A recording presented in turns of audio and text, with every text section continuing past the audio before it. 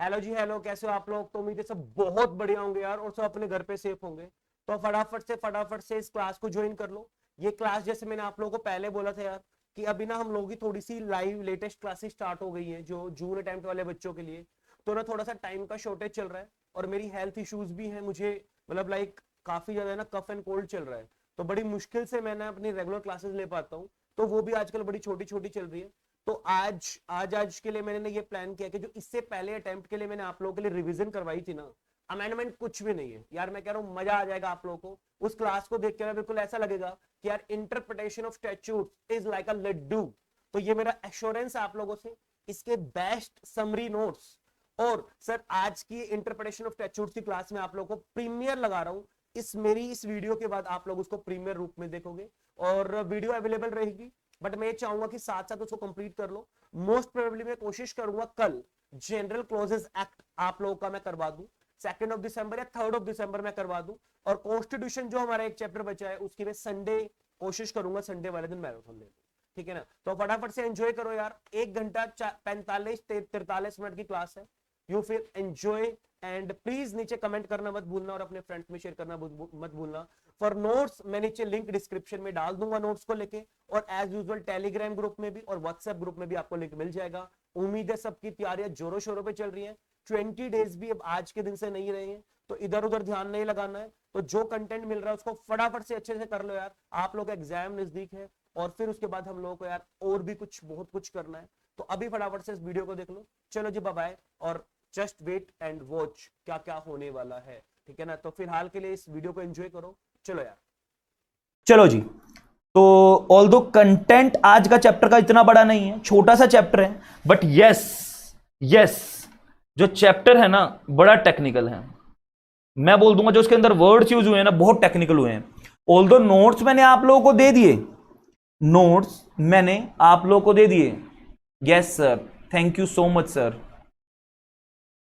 iOS बहुत tough है, interpretation of statue. अरे वाह, मैं तो इसका मतलब iOS में मतलब ऑनेस्टली मैं समझा iOS एप्पल वाला बहुत समझ नहीं आया था। आज मैं एश्योरेंस दे रहा हूं, बुक की लैंग्वेज साइड कर दो। जो भी मैं अपने पार्ट में मैंने नोट्स अपने रेगुलर क्लासेस में पढ़ाने के लिए बना रखे हैं, उन नोट्स की ना आपको एक इंटरप्रिटेशन एक एक दो दो लाइन में लिखवाता जाऊंगा। आपको ना हेल्प होगी, बड़ी हेल्प होगी।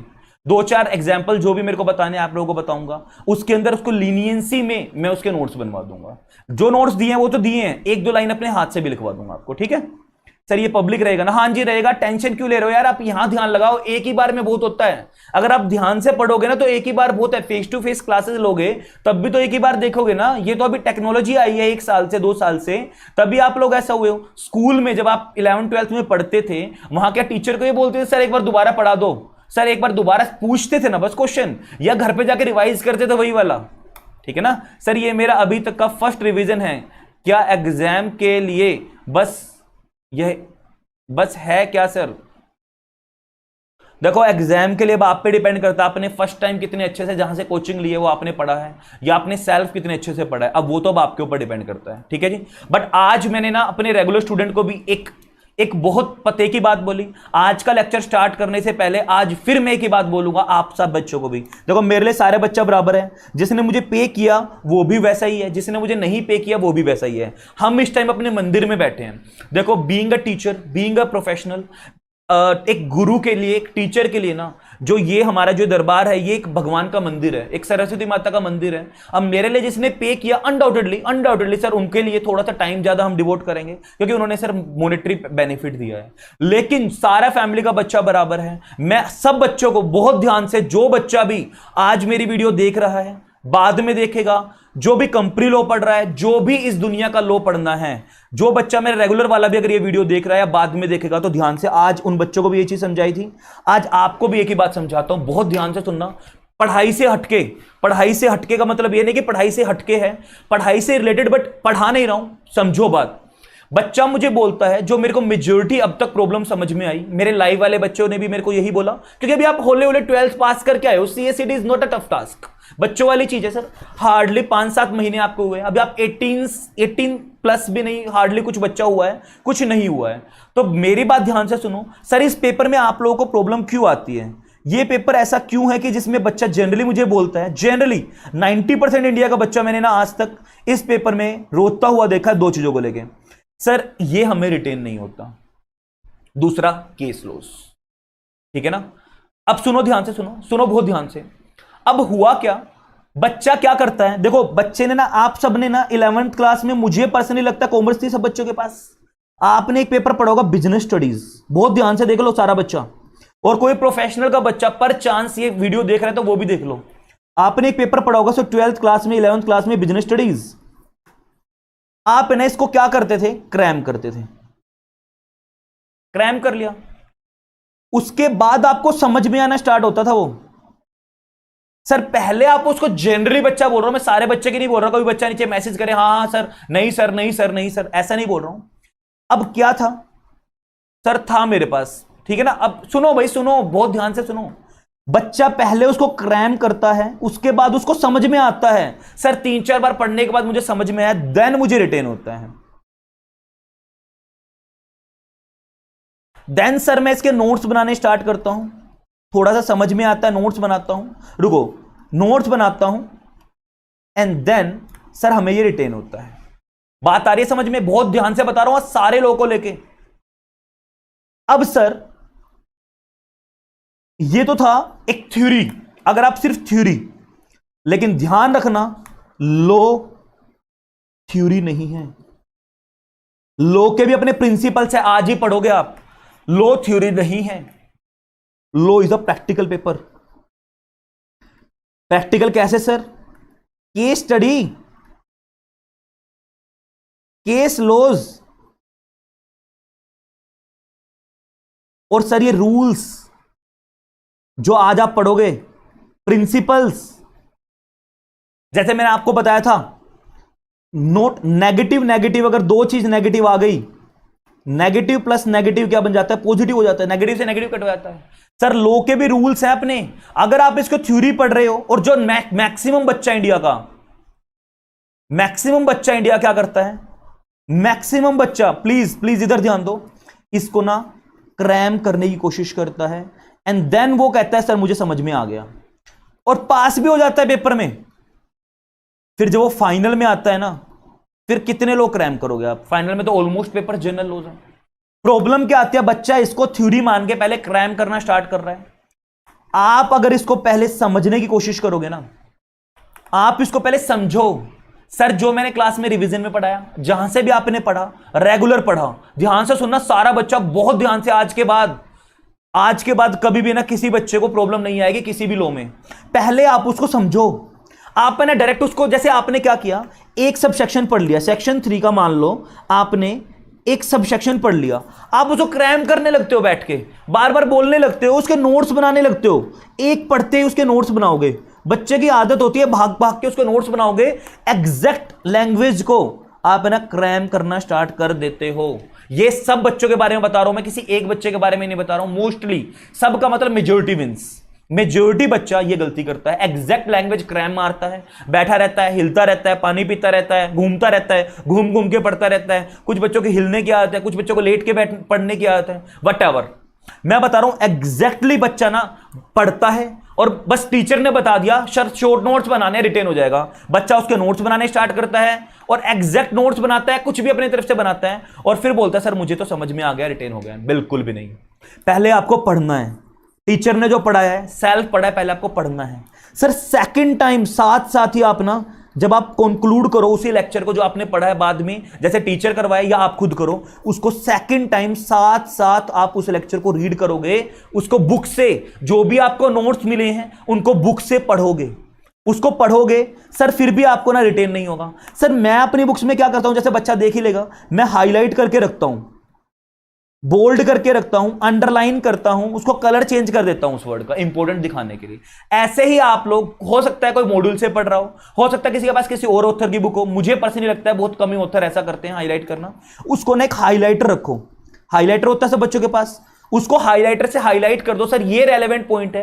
कोई भी दुनिया का ऐसा इंसान नहीं होगा जिसको सारा का सारा लो पढ़ा जाएगा टिप्स पे। आप एक चैप्टर याद रख लोगे, 2 चैप्टर याद रख लोगे, 3 चैप्टर याद रख लोगे, लेकिन सारा का सारा याद नहीं होगा। सर आपका काम क्या है? अभी तक आप लोगों ने ना इंग्लिश बहुत अच्छा कॉन्वेंट स्कूल से आप पढ़े हो, बहुत अच्छे प्राइवेट स्कूल से, गवर्नमेंट प्राइवेट स्कूल से आप पढ़े हो, आपकी इंग्लिश बहुत प्यारी है, लेकिन जो लोक का वोकैबुलरी है वो अलग बात है, इंग्लिश की वोकैबुलरी एक अलग बात है।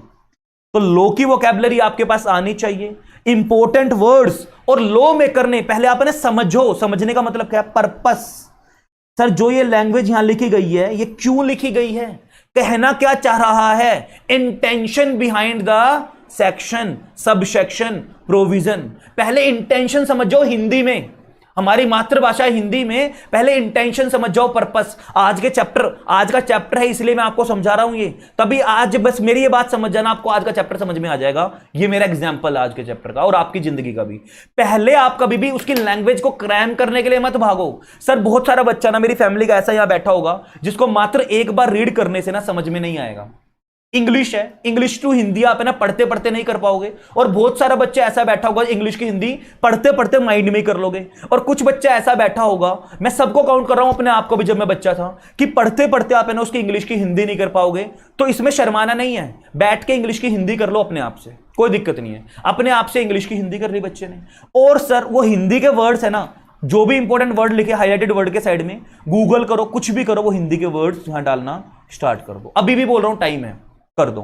उसके बाद जब आपको मतलब हिंदी में समझ में आया, सर फिर उसको एक बार दोबारा इंग्लिश में पढ़ो। हाईलाइटेड वर्ड्स की इंग्लिश का मीनिंग और हिंदी का मीनिंग दोनों अपनी जो भी नोटबुक में आपने नोट्स बनाए हैं, जिस भी सब्जेक्ट की अलग अलग बनाना सारी, लास्ट में कुछ 5-10 पेज खाली छोड़ो और उसके ना वर्ड्स लिखो। सर ये चैप्टर में ये वर्ड इंपॉर्टेंट था, इसका इंग्लिश में सिनोनिम्स ये है, जो लो में पर्पस फुलफिल कर रहा है, उस लाइन में जच रहा है वो वर्ड, प्लस सर उसका हिंदी में मतलब क्या है। और हिंदी में आपने एक बार जहां आपका चैप्टर में वहां लिख दिया, उससे क्या होगा, आपको समझ में आना स्टार्ट होगा। आपकी पहली स्टेज है समझना।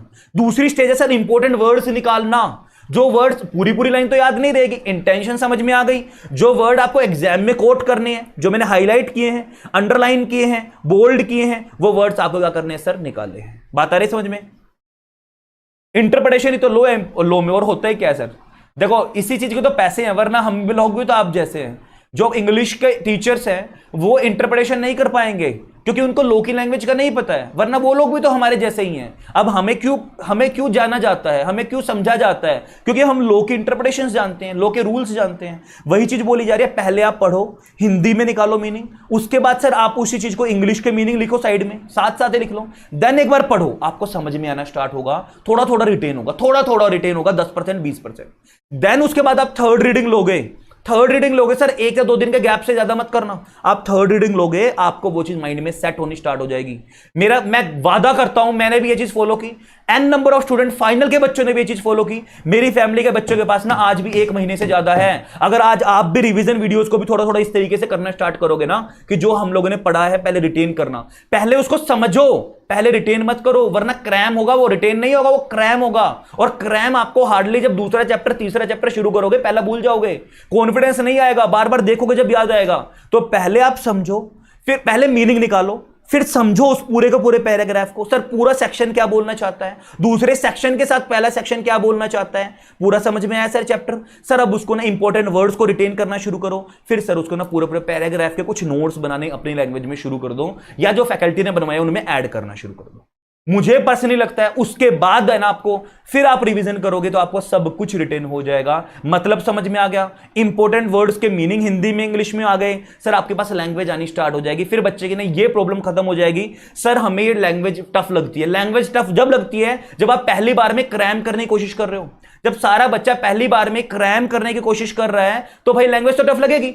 फिर सेकंड टाइम भी आप बस उसको क्रैम ही करोगे, थर्ड टाइम भी क्रैम करोगे। बट एक बार आपने समझ लिया, उसको पढ़ लिया, सेकंड टाइम आपने इंपॉर्टेंट वर्ड देख लिए, फिर आप अगर उसको पढ़ना स्टार्ट करोगे तो आपको रिटेन होगा, क्रैम नहीं होगा। क्रैम देखो, क्रैम करो रिटेन करने के बाद, समझने के बाद क्रैम करो अलग बात है। समझ के भी समझना भी एक समझ है, बट ना समझ के भी समझना एक ना समझ है। समझ के अगर आप समझ जाओगे ना और फिर आपको रिटेन हो जाएगा, ये एक समझ है अपने आप में। बट ना समझ के उसको क्रैम करके भी समझोगे, आप क्रैम करने के बाद समझना की कोशिश कर रहे हो, ये ना समझ है। थोड़े दिन में भूल जाओगे, वो समझना नहीं है, वो क्रैम करना है। ठीक है जी, yes sir you are right. Ankit बोल रहा है सर अगर इंस्टीट्यूट का मोड देखना एस JGL का तो कोई सर सा ही कंटेंट इंपॉर्टेंट लगता है, सारा ही इंपॉर्टेंट लगता है सर, हाईलाइट कैसे करें? देखो फिर आपको फैकल्टी की बुक रेफर करनी होगी, मेरी ई बुक देख लो, फ्री ऑफ कॉस्ट है, मैं कोई मॉनेटरी बेनिफिट नहीं चाहता हूं, उनको देख के हाईलाइट कर लो, जो रेलेवेंट है उसको देख के अपने मॉड्यूल में हाईलाइट कर लो कि बस ब्रैकेट लगा लो, बस ये पढ़ना है। हाँ सर मॉड्यूल में सारा ही इंपॉर्टेंट लगता है, वो तो बात है ना, तभी तो हम लोगों के पास आते हो आप लोग, ठीक है सर आपके नोट से पढ़ते हैं तो एनफ है ना मॉड्यूल देखने के। मैं हर क्लास में बोल रहा हूं, आज फिर बोल रहा हूं, मेरे नोट से पढ़ना एनफ नहीं है जो मैं रिवीजन नोट्स दे रहा हूं, बट मेरी ई बुक से पढ़ना एनफ है। जो भी मैंने वहां 7-8 चैप्टर डाले हैं, 9 चैप्टर डाले हैं अभी, और आने वाले 1 महीने के अंदर मैं सारा कंप्लीट कर दूंगा, वो पढ़ना एनफ है। बट ये revision notes is a revision notes. E book VG studio app download कर लो, मेरे नंबर पे मुझे टेक्स्ट कर दो, मैं आपको ग्रुप में ऐड कर दूंगा, देन एक्सेस कोड वगैरह वहां आपको मिल जाएगा। डन जी, आज ही क्लास स्टार्ट करूं। उम्मीद है अब आपके दिल में जो आप आज तक गलती करते आए हो, मैं अपनी फैमिली के सारे बच्चों को ना आपकी गलती बताई है। मैं कोई बड़ा नहीं हूं जो मैं आपको भगवान हूं जो मैं आपकी गलतियां बताऊंगा, मैं भी आप जैसा हूं, मैं भी सीखना चाहता हूं, मैं भी हर एक दिन सीखने के लिए आता हूं सर। आप लोगों से मैं सीखता हूं और सबसे ज्यादा सीखता हूं आप लोगों से। मैं इतना मैं बुक से नहीं सीखता, इतना मैं आपसे सीखता हूं, आपके क्वेश्चंस ही मुझे सिखाते हैं। तो कोशिश करो, पहले समझो, फिर इंपॉर्टेंट वर्ड्स रिटेन करो, उसके बाद आप पढ़ना स्टार्ट करो, आपको रिटेन होना स्टार्ट हो जाएगा। देन आप उसको क्रैम करो, समझ समझ के भी समझो, ना कि बिना समझे आप उसको समझोगे तो कुछ नहीं समझ में आएगा। सर आपके नोट से भी और मॉड्यूल में भी पढ़ता हूं, good, that's great, that's a fit. Sir amendment आई है क्या? 1-2 अमेंडमेंट आई है, कुछ नहीं है, ज्यादा परेशान होने की जरूरत नहीं है। वो भर भर के 2-2 4-4 पेज वो इधर उधर अपने आप को दिखाने के लिए फैला रहे हैं, कुछ भी नहीं है। जो मैंने आप लोगों को बताया ना सब ठीक है। जस्ट एक वर्ड मैंने जो एवरेज प्राइस लिखा था ना, वह मार्केट प्राइस हो जाएगा बस। स्टैम्प एक्ट में एक वर्ड लिखा था ना सेक्शन 21 के अंदर कि जो स्टॉक जो हमारे लिस्टेड है, जो शेयर्स, वहां मार्केट प्राइस का एवरेज ले लेंगे, वहां मार्केट प्राइस ले लेंगे, मार्केट वैल्यू ले लेंगे, वहां मार्केट प्राइस नहीं वर्ड आएगा, मार्केट वैल्यू। और मैंने अपने नोट्स में आपकी पहले ही मार्केट वैल्यू डाल रखी है, टेंशन ना लो, नोट्स में पहले मार्केट वैल्यू डाल रखी है मैंने। यस, मेरे नोट्स रिवीजन पर्पस के लिए एनफ है। आज मैं बहुत खुश हूं जी, मेरी फैमिली का आज दोबारा बच्चा सेंचुरी टच कर गया, मतलब लव यू यार सब बच्चों को। आज मेरे कहने का असर हुआ, बच्चा लाइव आया है, ऑनेस्टली मुझे बहुत अच्छा लगा कि बच्चा आया है, बच्चे ने समझा है। यार आप मेरे लिए कुछ मत करो, बस आप आ तो जाओ टाइम पे, समझो। मैं गारंटी दे रहा हूं 60+ मार्क्स ला दूंगा आपके। इस बार मेरा गारंटी है आप सब बच्चों को 60+ नंबर आ जाएंगे। सर आज बहुत कुछ सिखा दिया, अब मैं आपको स्टार्ट करता हूं अपना इंटरप्रिटेशन वाला चैप्टर। ठीक है जी, बहुत देर हो गया, मैंने समझा दिया, अब मैं स्टार्ट करूं अपना चैप्टर। ठीक है,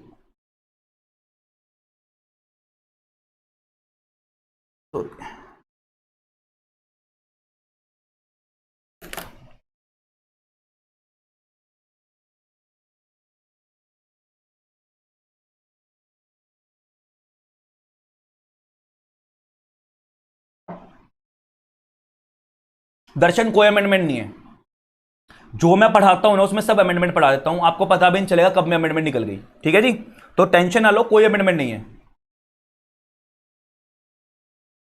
एग्जाम से 1 डे बिफोर आपको जो आपने नोट्स बनाए उनसे कर लो, जो मैंने नोट्स बनाए अगर आपने सारे पढ़ लिए इनसे कर लो। चलो जी, अब मुझे नहीं पता आपकी कोचिंग की बुक में कितना कंटेंट है भावी का। आई एम लिटरली, मतलब मैं आपको कोई इस चीज में मैं टोटली मतलब साउंडलेस हूं, मैं कुछ बोल नहीं पाऊंगा। ठीक है, यस, चलो जी, बहुत अच्छा लग रहा है सर। आज दोबारा मेरी फैमिली ना सारे, मतलब जब परिवार के सारे बच्चे, सारे भाई बहन इकट्ठे होते हैं ना तो बड़ी खुशी होती है, चाहे किसी की शादी भी हो। आज सारा बच्चा दोबारा से आया है, दोबारा सारे बच्चों ने सेंचुरी की है। जो बच्चा कम है, जिन्होंने लाइक नहीं किया, फटाफट लाइक करो। लाइक हमारे व्यूज से ज्यादा होने चाहिए हमेशा, ठीक है। कल से ज्यादा बच्चे आएंगे, आज डेफिनेटली आएंगे, मुझे पता है सर, क्योंकि इंपॉर्टेंट चैप्टर है। चलो जी चलो, अब देखो चैप्टर का नाम क्या है, इंटरप्रिटेशन ऑफ स्टैट्यूट्स। इस चैप्टर को आज बिल्कुल लड्डू बना देंगे। जो नोट्स में लिखा है ना, जो नोट्स में लिखा है लिखा रहने दो, कोशिश करूंगा आपको अपनी लैंग्वेज में बोलने की। सारा मैंने नोट्स बनाए हैं, देख देख के लिखवा दूंगा, ठीक है। इधर ध्यान देंगे। चलो जी चलो, प्लीज अब बच्चा बात नहीं करेगा, प्लीज मैं एक बार अपना कंटेंट पूरा कर लूं, उसके बाद टाइम रहता है आप मेरे से क्वेश्चन पूछना। मैं इतना करवा दूंगा कि आप लोगों को दिक्कत नहीं आएगी, उसके बाद आप रीड करोगे सब कुछ समझ में आ जाएगा, पक्का पक्का। चले करें स्टार्ट। चलो जी सर, इंटरप्रिटेशन ऑफ स्टैट्यूट्स, इधर देखो, इंटरप्रिटेशन और स्टैट्यूट। इंटरप्रिटेशन का मतलब क्या है?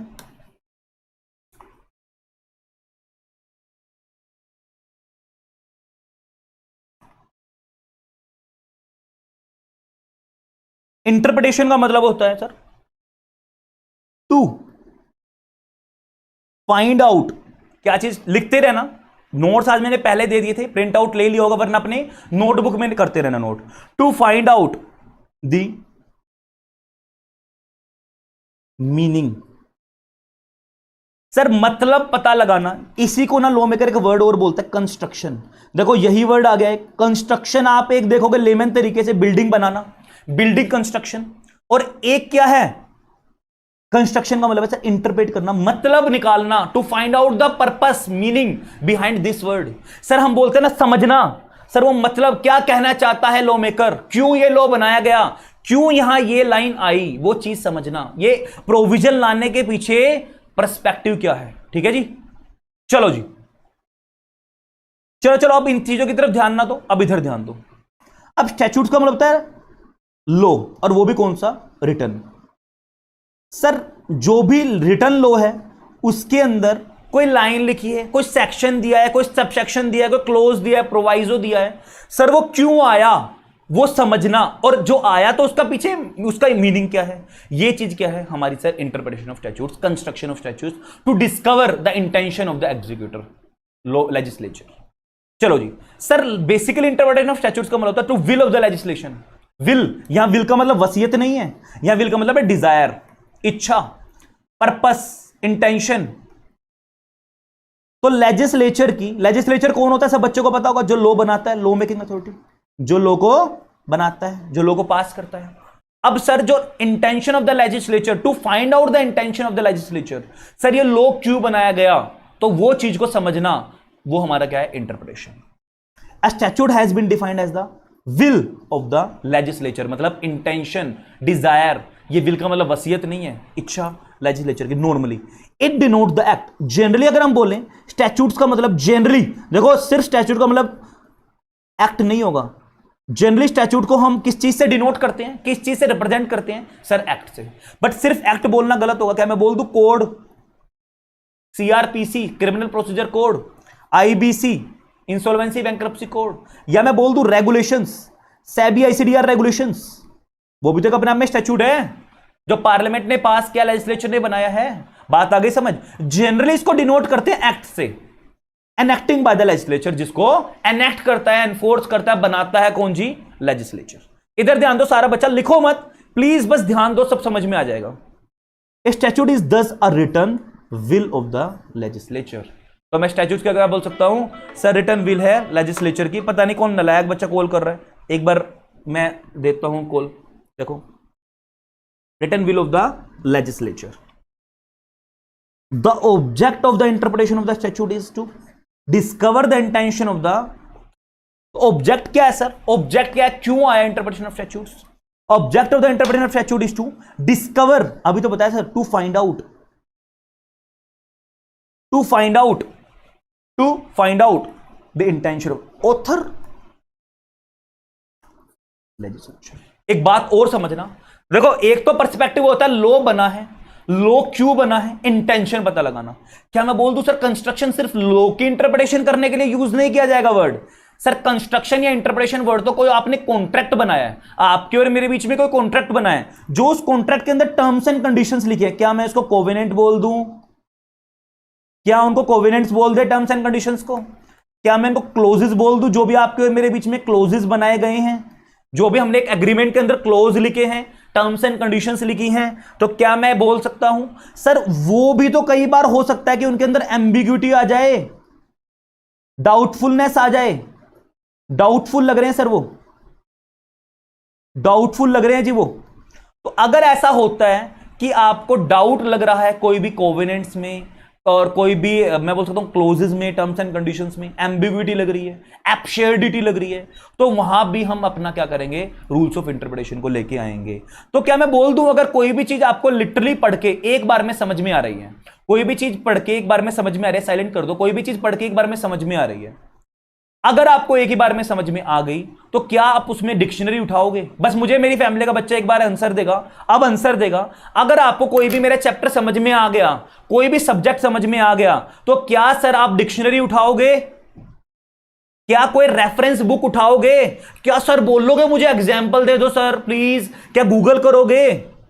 क्या करोगे? मुझे आंसर देगा गाइस, टेल मी। क्या ऐसा कुछ करोगे आप? नो। तो क्या मैं बोल दूं अगर लॉ में जो भी कुछ लिखा है, कॉन्ट्रैक्ट में जो भी कुछ लिखा है, वो साफ साफ क्लियर शब्दों में समझ में आ रहा है जो लिखा है, और उसकी कंटेक्स्ट जो उसकी हेडिंग है उससे भी सब कुछ क्लियर हो रहा है, तो क्या मैं बोल दूं फिर उसके अलावा हमें किसी भी चीज की जरूरत नहीं होगी? यही चीज बोली गई है सर। अगर ऐसा कुछ लिखा है तो आपको कोई जरूरत नहीं, लेकिन बस बस बस बस लेकिन अगर उसमें डबल मीनिंग हो रहा है, एब्सर्डिटी आ रही है, एम्बिग्विटी आ रही है, वेगनेस आ रही है, अनइक्विवोकल हो रहा है, तो सर मैं क्या बोल दूं उस वाले केस में हम कोशिश करेंगे सर उसका लॉ का मीनिंग देखने का। हम लॉ का मीनिंग देखना। अच्छा चिन्मय जैन बोल रहा सर वही पढ़ लेंगे वो सो फनी यू यार। तो क्या हो रहा है कि हमें ना क्या करेंगे उस वाले केस में, हम कोशिश करेंगे सर गूगल का मीनिंग देखने की, सर उसका मीनिंग देखने की। तो वही चीज बोली गई है, वहां हम इंटरप्रिटेशंस के रूल को यूज करेंगे। अब हम बात करेंगे सर वो रूल्स कैसे यूज करते हैं। Dictionary meaning, rule of interpretation. Sir dictionary meaning से काम नहीं चल रहा क्योंकि वो तो इंग्लिश का मीनिंग दिया गया है। जैसे मैं आपको कंस्ट्रक्शन की बात करूं, आप कंस्ट्रक्शन का गूगल पे जाकर एक बार मीनिंग देखें, एक बार मैं बोल रहा हूं जैसे मीनिंग देखो तो आ जाए कोई भी चीज को ड्राफ्ट करना, बनाना, भाई बनाना, बिल्डिंग बनाना, लेकिन यहां कंस्ट्रक्शन का मतलब है समझना, मीनिंग निकालना। तो सर ये तो सर डिक्शनरी मीनिंग से समझ में नहीं आ रहा। तो सर पहला रूल, रूल ऑफ इंटरप्रिटेशन का प्राइमरी रूल क्या बोलता है? Rule of strict interpretation, golden rule, rule of prime rule, rule of strict interpretation. ये वर्ड रहने दो, ये तो मैंने अपने पास से वर्ड बोले हैं आपको, ये वर्ड्स मैंने अपने पास से बोले हैं, ये सारे सिनोनिम्स हैं एम्बिग्विटी के, वेगनेस के, इन चीजों के, ठीक है। तो अब मेरी बात समझ गए आप। अब सर पहला मीनिंग, पहला रूल्स क्या होता है? प्राइमरी रूल और सेकेंडरी रूल, दो रूल्स होते हैं। प्राइमरी रूल में पहला रूल क्या होता है? सबसे पहले प्राइमरी रूल लगाएंगे sir literal interpretation, dictionary meaning ले लेंगे, नेचुरल मीनिंग ले लेंगे, ग्रामेटिकल मीनिंग ले लेंगे, ऑर्डिनरी मीनिंग ले लेंगे, डे टू डे में जो भी मीनिंग यूज होता है वो वाला मीनिंग ले लेंगे। सर समझ में आ गया कंस्ट्रक्शन का। मैं आपको बोल दूं सिर्फ एक वर्ड, इधर ध्यान देगा सारा बच्चा, कंस्ट्रक्शन। अगर मैं कुछ भी ना बोलता तो आप दो बातें होती सर, एज इंग्लिश मीनिंग और लो में मीनिंग। तो यही तो वोकैबुलरी है जो आपको लो की समझनी है। सर इंग्लिश में इसका मतलब होता है, कंस्ट्रक्ट का मतलब होता है ड्राफ्ट करना, कोई भी चीज बनाना, एक तरह से बिल्डिंग बनाना, मेकिंग एनीथिंग। और लो में इसका मतलब क्या होता है? इंटरप्रिटेशन करना। बात आ गई समझ? To find out the meaning करना। तो सर पहले तो आप लगाओगे ये वाला, इस वाले को आप क्या बोल देंगे? रूल ऑफ लिटरल इंटरप्रिटेशन, या इसको बोल देंगे गोल्डन रूल, प्राइमरी रूल सबसे पहले लगाओगे। सर इससे जो मेरा इस मीनिंग को अगर मैं बीच में डाल रहा हूं ना कंस्ट्रक्शन को, तो क्या आपको आपका मीनिंग समझ में आ रहा है? सर आपने यहां डाल दिया Consequently, the construction should be as near to the mind. Sir building बनाएंगे दिमाग जैसी, जैसे दिमाग में सोचा गया था। नहीं सर, पर्पस फुलफिल नहीं हो रहा। तो आप इस केस में क्या करोगे? यहां आओगे, शिफ्ट करेंगे सर। जब जो मीनिंग आपने लिया है, पहली बात तो ये, पहली स्टेज तो ये, अगर जो लिखा है वो क्लियर है तो आपको रूल्स पे आने की जरूरत ही नहीं है। दूसरी बात ये, सर वो क्लियर नहीं हो रहा, एम्बिग्विटी पैदा हो रही है, कंफ्यूजन पैदा हो रही है, तो आप आओगे पहले रूल पे, रूल ऑफ इंटरप्रिटेशन पे। बात आ रही है समझ में? फिर आप कहां आओगे? रूल ऑफ इंटरप्रिटेशन पे। सर अगर जो रूल आपने इंटरप्रिटेशन में जो मीनिंग निकाल के लेके आए, स्ट्रिक्ट मीनिंग लेके आए, डिक्शनरी मीनिंग लेके आए, आपने day to day meaning, natural meaning, grammatical meaning आपने ले लिया, ऑर्डिनरी मीनिंग ले लिया, जो रोजमर्रे की जिंदगी में यूज होता है। कंस्ट्रक्शन का मतलब अनपढ़ लोग भी बता देगा, कंस्ट्रक्ट करने का मतलब बिल्डिंग बनाना। लेकिन सर वो मेरे ना जच नहीं रहा, वो उस पर्टिकुलर केस के अंदर वो सेट नहीं हो रहा, उससे इंटेंशन समझ में नहीं आ रही। सर अगर ये वर्ड जो मैंने यूज किया है, इस वर्ड से लो का पर्पस नहीं फुलफिल हो रहा, पर्पस डिफीट हो रहा है सर, या फिर सर एब्सर्डिटी,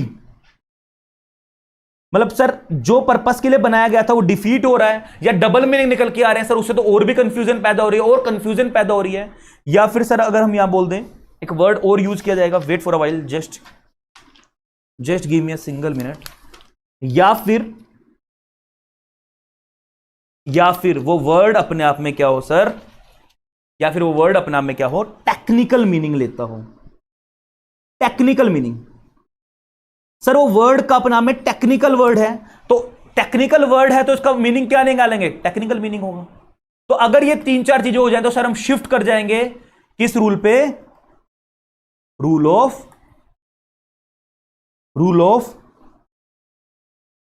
रीजनेबल इंटरप्रिटेशन या कंस्ट्रक्शन, वट एवर।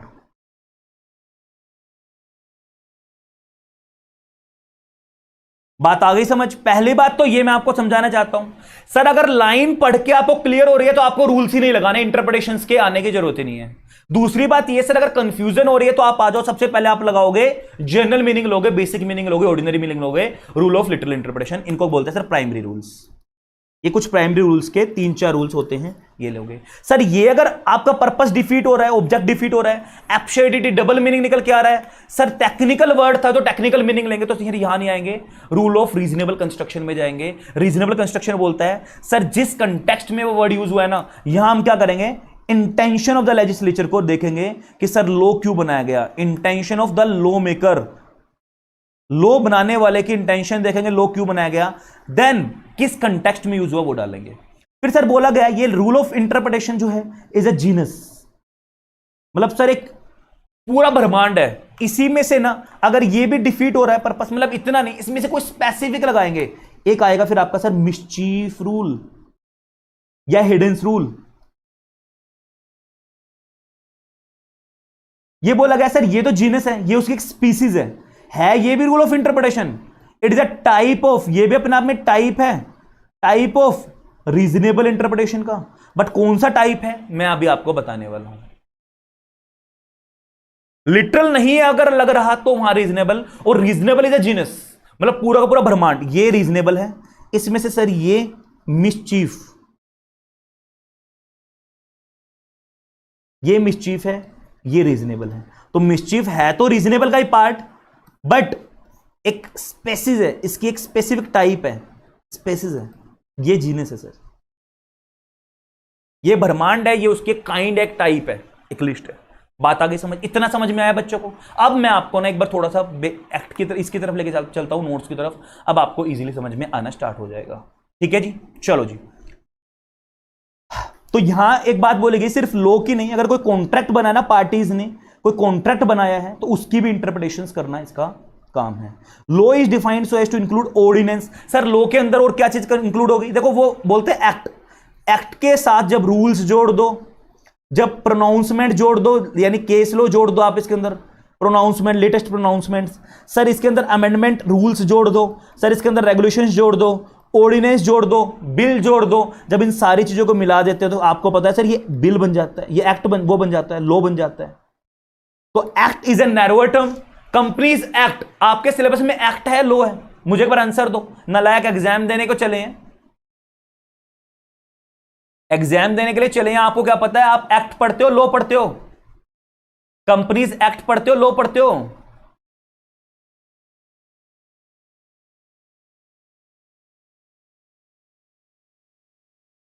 लॉ का मतलब है जिसमें सारे ऑर्डिनेंस, रूल्स, अमेंडमेंट्स, बायलॉज सब मिला दो, एक्ट प्लस ये सारा मिला दो तो लॉ बनता है। तो ये बोला गया सर स्टैट्यूट अपने आप में एक लॉ है, एक तरह से एक लॉ है, और इसके अंदर ये सारी चीज आ जाएंगी। ऑल्दो कॉन्स्टिट्यूशन ऑफ इंडिया ने स्टैट्यूट वर्ड यूज नहीं किया है, उन्होंने वर्ड लॉ या एक्ट वर्ड यूज किया है, ध्यान रखना। ठीक है जी। अरे नलायक बच्चा बोल रहा है एक्ट पढ़ते हैं, लॉ पढ़ते हो क्या? सिर्फ आप कंपनीज एक्ट, बेयर एक्ट पढ़ते हो या उसके साथ में केस लॉज भी पढ़ते हो, या फिर amendment notifications, law bylaws भी पढ़ते हो, जो भी उसके साथ अमेंडमेंट्स आई हैं, जो भी बिल आया है, ऑर्डिनेंस आया है, पढ़ते हैं ना सारा? तो लॉ पढ़ते हैं, एक्ट नहीं पढ़ते, नलायक। गलत पढ़ते हो फिर आप, जो भी कुछ पढ़ते हो आपकी फैकल्टी ने गलत बताया, जो भी जिसने भी बताया। इंटरप्रिटेशन और construction is the process by which the court seeks to ascertain the meaning of the legislature. Interpretation एक वो तरीका है जब कोर्ट क्या करते हैं, कोशिश करती है असर्टेन करना, पता लगाना meaning of the legislature, law maker का मीनिंग, सर लॉ क्यों बनाया। दो through the medium of authoritative forms, जो भी तरीका का लॉ बनाया गया है, जिस भी तरीके से आप उसका ऑथोरिटेटिव फॉर्म, मतलब जिस भी तरीके से आप उसका मीनिंग निकाल पाओ। देखो कैसे, language of the statute, sir जो लैंग्वेज यूज की गई है वो ध्यान में रख के। सोशल कंडीशंस, जिन परिस्थितियों में हमारे आसपास सराउंडिंग्स क्या चल रही हैं, वो लॉ उनको देख के बना है। अब मैं बोल दूं सर बैंकिंग सेक्टर पे कोई भी लॉ लगा है, अब तो वो लोग उसमें जो वर्ड्स यूज करेंगे, कोशिश करेंगे बैंकिंग सेक्टर पे जो लग रहे हैं उनकी मीनिंग वहां से लेंगे ना, या फिर आप उठा के बैंकिंग सेक्टर पे सीमेंट सेक्टर वाले मीनिंग ले लोगे। जो टर्म्स यूज की गई हैं लॉ में वो बैंकिंग सेक्टर से रिलेटेड की गई हैं। Mischief which was plugged and remedied by the, mischief का मतलब गलतियां, एक तरह से मान लो मिस्टेक्स। तो जो गलतियां हुई हैं उनको पकड़ेंगे और रेमेडिड करेंगे, उसको सही करना लॉ मेकर की बाय द स्टैट्यूट। तो जिन गलतियों को लॉ मेकर ने पकड़ के और जिनके ऊपर सही लॉ बनाया है, उन सारी चीजों को माइंड में रख के ही लॉ की इंटरप्रिटेशन करेंगे कि सर यही तो लैकुनास थी, यही तो कमियां थी जिनके ऊपर लॉ आया। पहले इन चीजों के ऊपर टैक्स नहीं लगता था, फिर आप लोग इससे टैक्स बचा रहे थे, इनके ऊपर टैक्स आया। ठीक है। Court must not alter the material, देखो बहुत अच्छी लाइन है, बहुत प्यारी लाइन है। क्या बोला जाता है, कोर्ट ना कभी भी फैब्रिक चेंज नहीं करता। कोर्ट ना कभी भी फैब्रिक, जिस चीज से, जिस मटेरियल से आपकी शर्ट बनती है ना, कभी भी वो मटेरियल चेंज नहीं हो सकता। क्या चेंज होगा सर, जो उसमें क्रीजेज आ गई है ना उसको आयरन आउट करना होगा। सो कोर्ट कभी भी लॉ चेंज नहीं करेगा, लॉ जो बना था, कोर्ट की लॉ चेंज करने की पावर नहीं है। बट हां, जो लॉ के अंदर कंफ्यूजन थी, एम्बिग्विटी थी, लड़ाइयां थी कि सर ये तो इसकी इंटरप्रिटेशन ये होनी चाहिए, कोर्ट उनको आयरन आउट करेगा, उन लड़ाइयों को स्ट्रीमलाइन करेगा, स्ट्रेट करेगा। बट इसका मतलब ये नहीं है कि कोर्ट आपको लॉ ही बदल के दे देगा, नहीं। लॉ, कोर्ट आपको इंटरप्रिटेशन देगा बस कि सर इस वाले केस में ये होगा, जो कंफ्यूजन हो रही है ना उसको आयरन आउट करना, उसको क्या करना सर, प्रेस कर देना, उसको रिमूव कर देना, स्ट्रीमलाइन कर देना, ना कि वोवन, मतलब जो उसका मटेरियल ही चेंज कर देना, उसका फैब्रिक ही चेंज कर देना। तो कोर्ट का काम क्या होता है, बहुत अच्छा फ्रेज है, not to alter the material of which the statute is woven, मतलब जिस मटेरियल से वो स्टैच्यू बना है उसको चेंज नहीं करेंगे, बल्कि जो भी उसमें खामियां हैं, जो भी ऊंच नीच है, जो भी मिस रिप्रेजेंटेशन इंटरप्रिटेशन हो रही हैं, उनको क्रीज आउट करना, उनको सही करना। ठीक है जी। चलो अब कुछ प्रिजम्पशन है सर, ध्यान रखना आप बच्चे लोग भी कि सर लॉ की इंटरप्रिटेशन करते टाइम पे ना कुछ हम लोगों को ना प्रिजम्पशन लेके चलनी पड़ती है, एजम्पशंस लेके चलनी पड़ेंगी।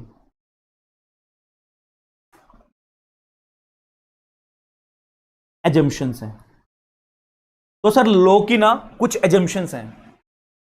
अब क्या एजम्पशन है, पहली बात तो रूल ऑफ थंब मान के चलना, इसमें नहीं लिखा बट फिर भी मान के चलना, गवर्नमेंट के से कभी भी पेनल्टीज वगैरह चार्ज नहीं करता कोई भी लोग। गवर्नमेंट पे ना तो रजिस्ट्रेशन एक्ट लगना था गवर्नमेंट ट्रांजैक्शंस पे, ना ही स्टैंप एक्ट लगा, तो गवर्नमेंट को जनरली एग्जेम्प्ट मान के चलते हैं लोग, अनलेस अदरवाइज अगर गवर्नमेंट को स्पेसिफिकली काउंट नहीं किया गया तो गवर्नमेंट इज ऑलवेज एग्जेम्प्ट। देखो लिख लो एक बात,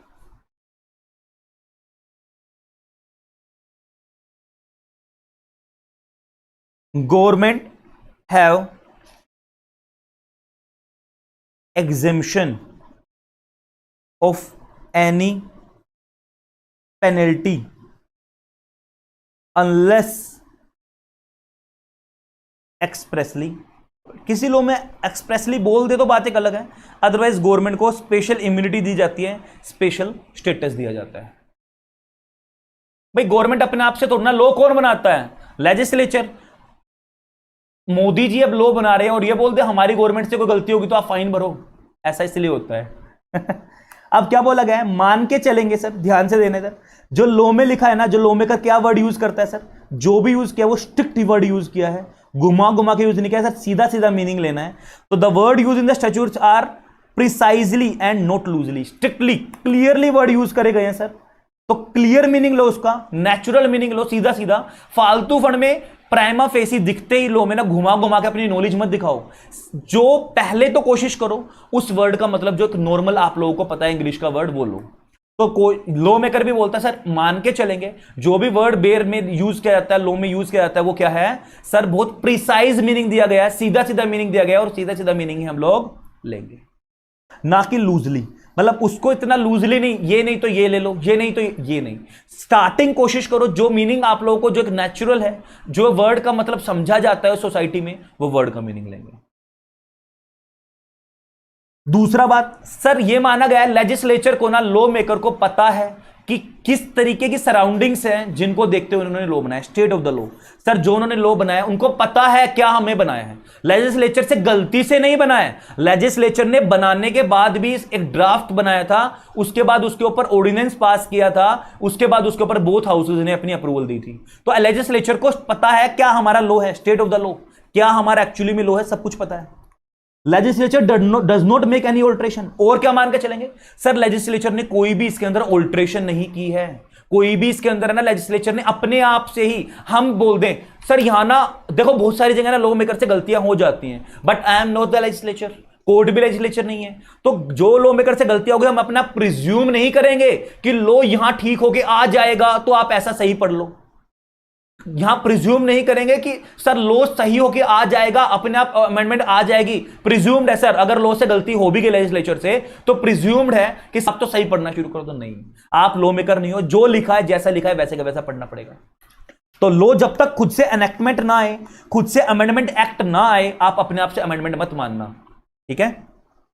तो जैसा लिखा है वैसा का वैसा पढ़ना है, आपको अपने आप से अमेंडमेंट नहीं करनी उसके साथ जब तक अमेंडमेंट एक्ट नहीं आता। जब तक legislature know the practice of the executive and judiciary, sir legislature जानता है कि एग्जीक्यूटिव जो हमारा है, गवर्नमेंट है, जो हमारा कोर्ट सिस्टम है, वो क्या प्रैक्टिस करता है, कैसे करता है, वही चीज देख के ही लॉ बनाया जाता है।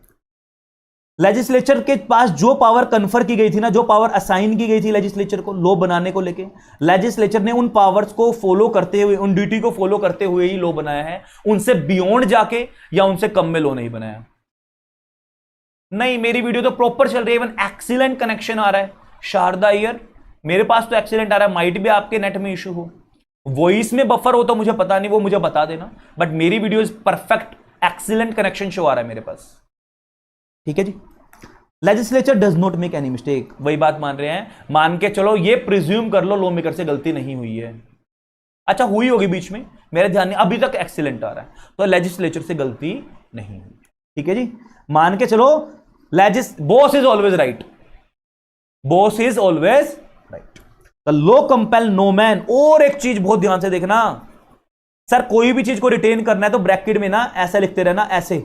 अब लास्ट मोमेंट पे ना आपको रिटेन करने में या तो अलग से कॉपी में लिख लो, या मैं तो भाई क्या करता था कॉपी में भी लिख लेता था और बुक के भी साइड में ना ऐसे लिख देता था, पूरी मीनिंग याद हो जाएगा, पूरा का पूरा मीनिंग आपको ना बस एक ये वर्ड पढ़ के याद आ जाएगा, नो मिस्टेक। इसको मैं क्या करता हूं, हाईलाइट कर देता हूं। इसको मैं जब बच्चा था, जब हमारे पास कोई बुक नहीं होती थी ऐसी जो हाईलाइटेड बुक होती थी, चार्ट वाली बुक होती थी हमारे टाइम पे, तो मैं उसको क्या करता था सर, अपनी हाईलाइटर से हाईलाइट कर लेता था। नो मिस्टेक, कन्फर पावर्स, अब इसको है ना आपको सब कुछ समझ में आएगा। और उन्होंने एक्सरसाइज करी है power, sir no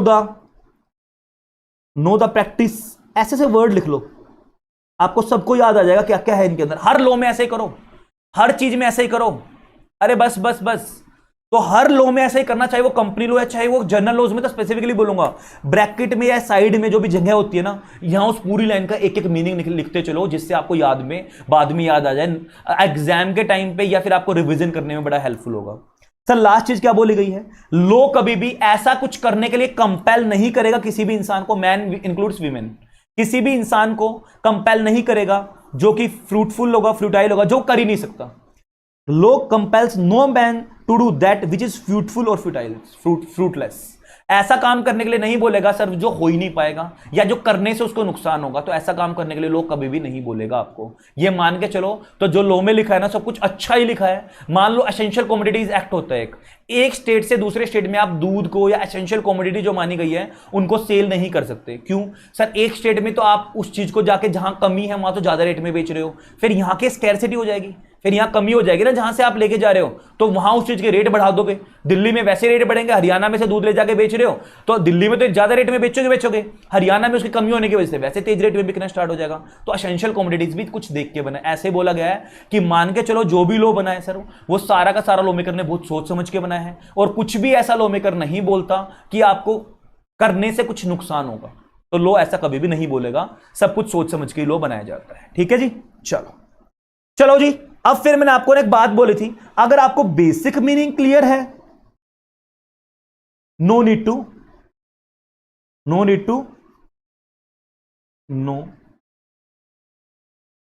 to follow rules of interpretation. Sir वही क्लियर हो गया तो आपको इंटरप्रिटेशन पाने की जरूरत ही नहीं है, ठीक है ना,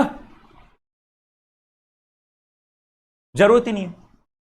अब सर इसको ना दो पार्ट में डिवाइड किया है, प्राइमरी रूल, अब मैं हाथ से लिखूंगा तो ज्यादा टाइम लग जाएगा, इधर ध्यान देगा सारा बच्चा। अदर रूल्स और इंटरप्रिटेशन, इसको सेकेंडरी रूल बोल देंगे, प्राइमरी रूल या सेकेंडरी रूल, डन जी।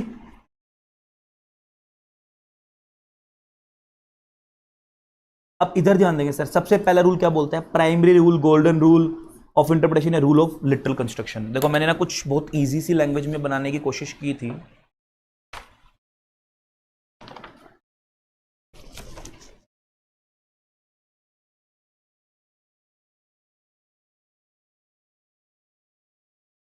देखो जी, देखो इधर ध्यान दो। इन जनरल, ये तो बिल्कुल लड्डू सा है, तो इधर ध्यान देंगे सारा बच्चा।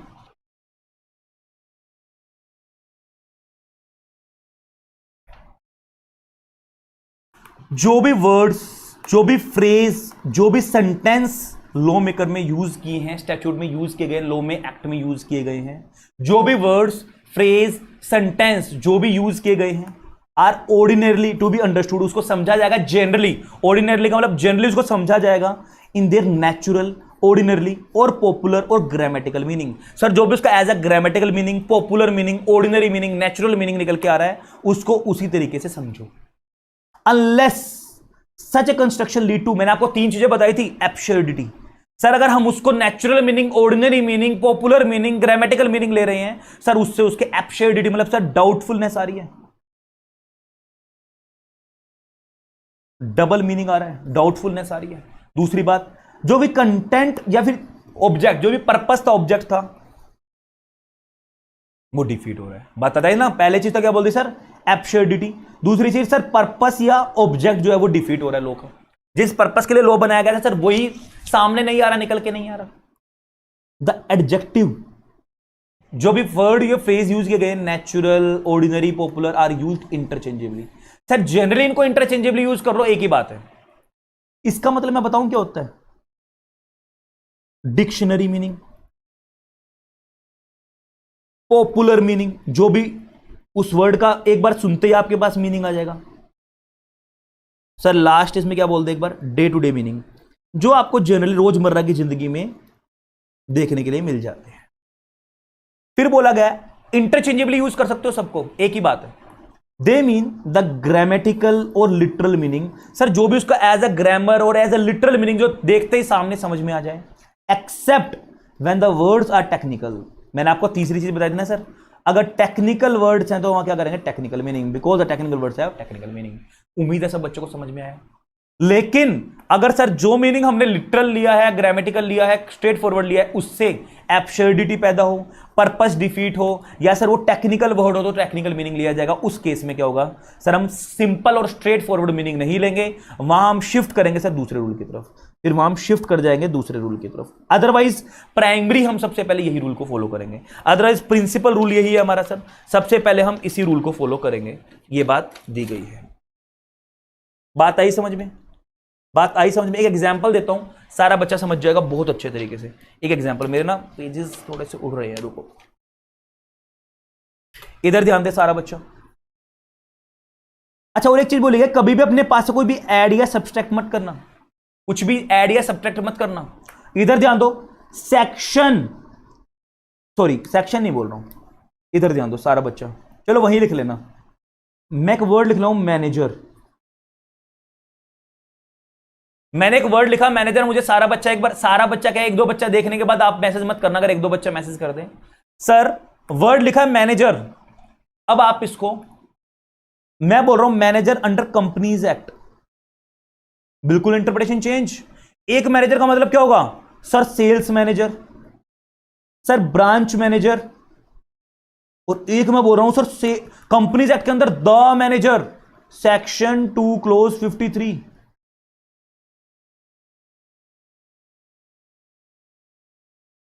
क्या बोल दिया मैंने? क्या यहां रूल ऑफ लिटरल इंटरप्रिटेशन लग जाएगा? हाँ हाँ, केएमपी वगैरह नहीं पूछ रहा हूं मैं, जो पूछना चाह रहा हूं वो बताओ ना मुझे यार। मैनेजर, सर एक तो मैं इस पे लगाऊं सबसे पहले, कहां वर्ड यूज किया गया है, किस लॉ में यूज किया गया है? कंपनीज एक्ट में सर। सेक्शन क्या है जी? 2 क्लोज 53, सब बच्चों को याद होना चाहिए। अब वर्ड यूज कर रहे हैं सर, लिटरल इंटरप्रिटेशन अगर इसकी लेनी है, बेसिक मीनिंग, रोजमर्रा की जिंदगी का मीनिंग, डिक्शनरी में देखोगे तो सर इसका मतलब क्या आएगा सर? आपको लिटरल मीनिंग क्या निकल के आएगा इसका? लिटरल इंटरप्रिटेशन क्या निकल के आएगी sir? Sales manager, sir branch manager आएगा, जनरल मैनेजर,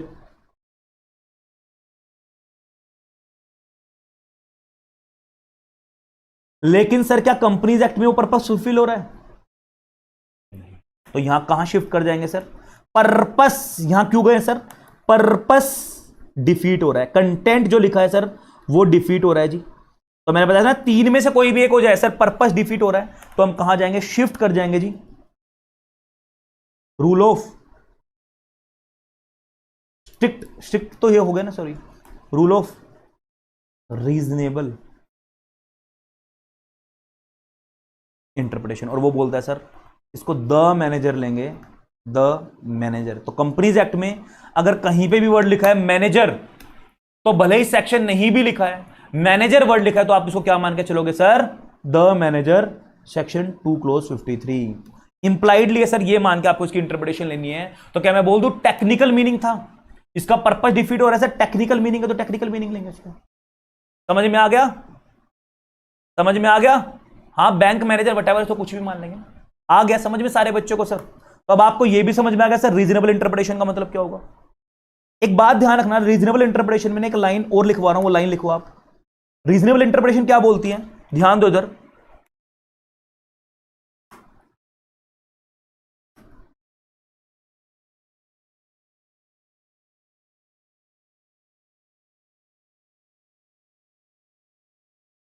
पहली बात तो ये कब होगा? जब हमारा स्ट्रिक्ट रूल नहीं लगेगा, जब हम कहां आएंगे? Reasonable interpretation. सर ये क्या बोलती है? पर्पस क्या है ये आने का? इफ द, ध्यान से मैं दो मैक्सिम यूज करूंगा, इफ द लिटर लेजिस, if the litter ledges, if the litter ledges is not clear, then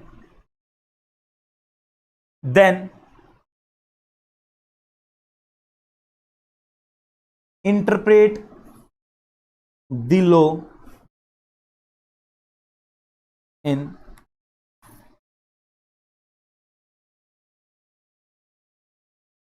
ratio laissez.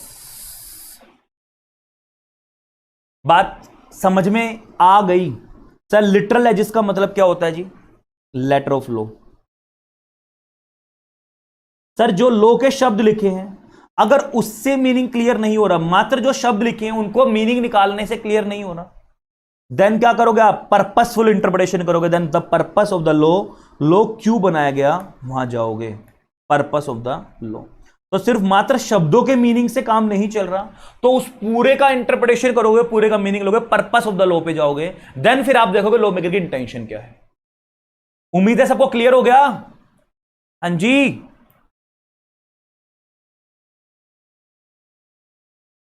भाई मुझे आंसर दे दो। हाँ सर ये समझ में आ गई, एग्जाम में लिख के आ जाना, लैंग्वेज मार्क्स आ जाएंगे अच्छे वाले। पर्पस क्या सर इसका? पहली बात तो वो याद है ना सबको, if the rule of literal interpretation is not applicable then we are shifted to the rule of reasonable interpretation, and if the litera legis is not clear, then the letter of law is not clear, then interpret the law in ratio legis. Done ना? चलो जी आगे बढ़ते हैं। तो अंदर का पढ़ते रहना, अंदर का पढ़ते रहना, वही चीज है सब कुछ भी नहीं है। तो it is a duty of the court, ये ड्यूटी बनती है कोर्ट की, इन कंस्ट्रक्टिंग स्टैट्यूट्स, लॉ को इंटरप्रेट करते टाइम पे, to give effect to the intention of the legislature. Sir जो लॉ बनाया गया है, क्यों बनाया गया है, उसकी तरफ ध्यान दे। पर्पस, रेशियो लेजिस, रेशियो लेजिस की तरफ ध्यान देंगे जी, कोर्ट की ड्यूटी बनती है। So the court can depart from the dictionary meaning which can advance remedy and suppress the mischief. Sir फिर कोर्ट क्या करेगी? सारी चीजें देखेगी। जब डिक्शनरी मीनिंग से काम नहीं चल रहा, देन कोर्ट उसके पर्पस पे आ जाएगी। ठीक है ना? ये अगर आप काटना भी चाहो ना, ये वाली लाइन काट देना, वरना फालतू में कंफ्यूजन, और इतना पढ़ लेना बस यहां तक का। डन? तो उम्मीद है ये वाले फ्रेज ना याद करना तो कर लेना, बट मुझे कभी याद नहीं होता ये वाला फ्रेज। आप लोगों को हो जाए तो अच्छी बात है, एग्जाम में लिख देना। ट्रस मैजिस वेलवेट वेलिएट क्यूएम पैरेट, ये वाला। पर मैं तो वो लेजिस वाला कर लेता हूं, रेशियो लेजिस और लिटरल लेजिस, तो वो ये नहीं करता हूं मैं। आपको अगर रिटेन हो जाए तो आप कर लो, अच्छे मार्क्स आ जाएंगे एग्जाम में। चलो जी चलो, मैं ये बोल दूं सर, ये जो मिसचीफ रूल है, हिडन रूल है, it is a type of reasonable construction, R से लिख रहा हूं मैं, रीजनेबल कंस्ट्रक्शन, ठीक है ना। अब वो आप लोग लिखते रहना। तो ये टाइप है, या ये मैं बोल दूं ये जीनस है, ये उसकी एक स्पीसीज है। सिर्फ कौन सी जगह यहां लगेगा, ध्यान से सुनना। मिसचीफ रूल कहां लगता है, जहां दो एक वर्ड दिए गए हैं, जहां कपल ऑफ वर्ड्स यूज किए गए हैं, जहां सर मटेरियल वर्ड्स, जो इंपॉर्टेंट वर्ड है ना लोग के, मतलब जो एक तरह से इंपॉर्टेंट है, जिसको समझना जरूरी है, उनके एक से ज्यादा मीनिंग निकल के आ रहे हैं। सर हम बोल रहे हैं पर्पस ऑफ द लॉ में भी चले गए, उस पर्पस ऑफ द लॉ में जा रहे हैं सर, उसके दो मीनिंग निकल के आ रहे हैं, तो कौन सा लॉ लगाएंगे, मिसचीफ रूल लगाएंगे, वहां क्या लगाएंगे, मिसचीफ। तो लेकिन ये लगेगा कहां, बहुत ध्यान से सर इसका भी। अच्छा एक बार ना रूल ऑफ रीजनेबल इंटरप्रिटेशन का एक एग्जांपल और दे देता हूं। एक तो मैंने स्ट्रिक्ट का दे दिया आपको, मैनेजर वाला, मोर देन वन मीनिंग निकल के आ रहा था मिसचीफ। इधर ना एक बात ध्यान दो, एक बात ध्यान दो, आप अपने उसी में लिखते ना सर इसका एग्जांपल क्या होगा।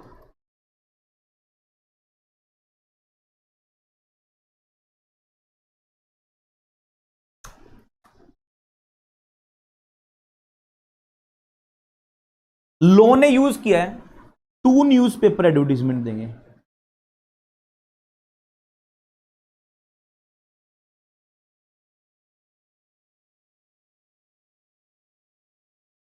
टू न्यूज़पेपर एडवर्टीजमेंट देनी है। अब आप है ना इसको क्या बोल रहे हो सर, दोनों की दोनों लोकल वालों को दे दें। पर्पस क्या था वहां लॉ मेकर का देने का, अगर लॉ ने क्लियर नहीं भी किया कहां देनी है, तो ध्यान रखना इंप्लाइड है, ये मान के चला जाएगा जिसकी पब्लिक एट लार्ज में डोमेन हो, पब्लिक डोमेन में जिसको ज्यादा समझाता है। तो सर जनरली हम क्या मानते हैं वहां, अगर ऐसा कुछ भी बोला गया है, अगर ऐसा कुछ भी बोला गया है, तो आप क्या मान के चलोगे, वन इज इंग्लिश लैंग्वेज जिसको सब समझते हैं, और वन इज वर्नाकुलर लैंग्वेज, मतलब लोकल लैंग्वेज।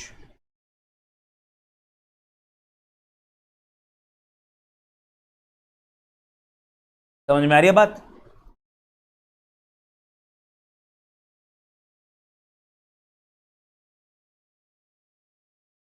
ट्रांसफर, एक एग्जांपल और दे रहा हूं, अच्छा समझ में आ जाएगा। ट्रांसफर, ट्रांसफरी शेयर्स का सेक्शन बताया किसी बच्चों को, ट्रांसफर ऑफ शेयर्स में कौन सा सेक्शन लगता है कंपनीज एक्ट में, मुझे पता है, मैं आपसे पूछना चाह रहा हूं। ट्रांसफर रेशर, शेयर ट्रांसफर करने ही, शेयर ट्रांसफर डीड का तो बच्चों को पता है सर, SH4 में बनेगी, क्योंकि मैंने पूछ लिया था पहले ही। सर ट्रांसफर करनी है, ये कंपनी है मान लो रिलायंस, तो इसके पास ट्रांसफर भेज दे या ट्रांसफरी भेज दे, sir SH4 plus SH1 share certificate, ये कुछ डॉक्यूमेंट्स की लिस्ट भेजते हैं, भेजते हैं। कंपनी अगर इसको नोट टू रजिस्टर, कंपनी मना कर दे, सर हम रजिस्टर नहीं कर रहे हैं ट्रांसफरी का नाम, हम इस सेल को ट्रांसफर नहीं मान रहे हैं, तो क्या राइट था, याद है बच्चों को सर, 30 दिन के अंदर अंदर जिसने भी ट्रांसफर किया, वो जो भी एग्रीव्ड है, मतलब जिसने ट्रांसफर किया था, जिस दिन से मना कर दिया, बिल्कुल ठीक, सेक्शन 56, तो वो कहां जा सकता है, अपील में जा सकता है। सेक्शन 58 में अपील है सर, कितने दिन में, अगले 60 दिन में अपील में जा सकता है। लॉ मेकर बोलता है ट्रांसफरी तो कंपनी का मेंबर नहीं है, ये मेंबर है सर, शेयर होल्डर है, मेंबर है, बट ये तो नया था, कोई भी मेंबर नहीं था, तो क्या ये भी अपील में जाएगा। लॉ ने बोला एग्रीव्ड पर्सन, तो चाहे भले ही क्लियरली ट्रांसफरी का नाम नहीं भी लिखा हो, फिर भी ट्रांसफरी अपील में जा सकता है, रूल ऑफ रीजनेबल इंटरप्रिटेशन। तो ट्रांसफरी भी जा सकता है, ट्रांसफर भी जा सकता है। बात समझ में आ गई, चलो जी। मिसचीफ रूल का पर्पस समझ में आया सारे बच्चों को। एक इसके मिसचीफ के लिए भी ना एक बढ़िया सी लैंग्वेज लिखवा देता हूं मैं, एक लाइन लिखवा देता हूं, फटाफट लिखो।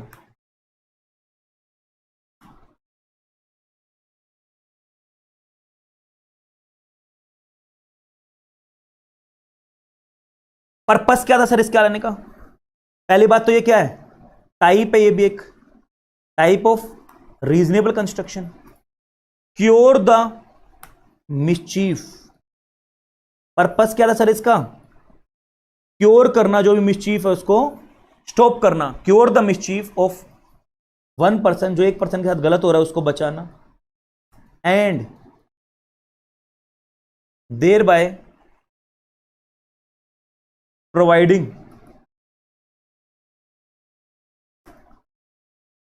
The remedy to the other person. ठीक है जी। Good evening everyone, good evening. वही चीज बोला मैंने आपको, ठीक है ना। तो इतनी बात समझ में आई। प्रोवाइडिंग को आप मान लो एडवांस करना, एडवांस द रेमेडी जो आप बोल रहे हो ना, उसको लो की लैंग्वेज वो है और मैंने लेमन लैंग्वेज लिख दी। क्योर का मतलब स्टॉप, किसी के भी अगेंस्ट कुछ गलत होने से रोकना, और रेमेडी प्रोवाइड करना किसी दूसरे पर्सन। अब सर पढ़ते रहना अंदर का, मैंने आपको समझा दिया। शैल सप्रेस द मिसचीफ मतलब सर स्टॉप करेगा, क्योर करेगा, एडवांस करेगा रेमेडी दूसरे को। ये केस लॉ ने भी यही बोला था। ओनली तभी लगेगा mischief rule where the words in questions, जो भी वर्ड्स यूज किए गए हैं, जो शब्दों के ऊपर लड़ाइयां चल रही हैं, जिनके ऊपर क्वेश्चन उठा है, जिनके ऊपर सवाल उठा है, वो क्या है, एम्बिगुअस है और are reasonably capable of more than one meaning. Sir एक से ज्यादा मीनिंग उन लोगों का हो सकता है। चलो जी, चलो थोड़ा सा जल्दी करते हैं, फिर 6 बजने वाले हैं आज। रूल ऑफ हार्मोनियस कंस्ट्रक्शन, इसका मतलब होगा कंबाइंड इंटरप्रिटेशन। सर इसका मतलब बस एक ही चीज आप लोग समझ लो, एक ही चीज सारा बच्चा इस बात को समझेगा। सर अगर दो प्रोविजंस आ रहे हैं और दोनों प्रोविजंस ऐसे हैं, देखो इसके बारे में लिख लो, फिर आपको बहुत अच्छे से समझ में आ जाएगा। हार्मोनियस इंटरप्रिटेशन, बहुत ध्यान से लिख लो। कुछ को मैं लिखवा ही रहा हूं सो दैट आपको ना इसकी डर खत्म हो जाए अंदर से कि सर ये क्या चल रहा है। If multiple provisions of law are, example दे दूंगा, applicable in a particular case, then in that situation, अगर बहुत सारे लॉज प्रोविजंस एप्लीकेबल हो रहे हैं किसी एक सिचुएशन पे, then in that situation we should use harmonious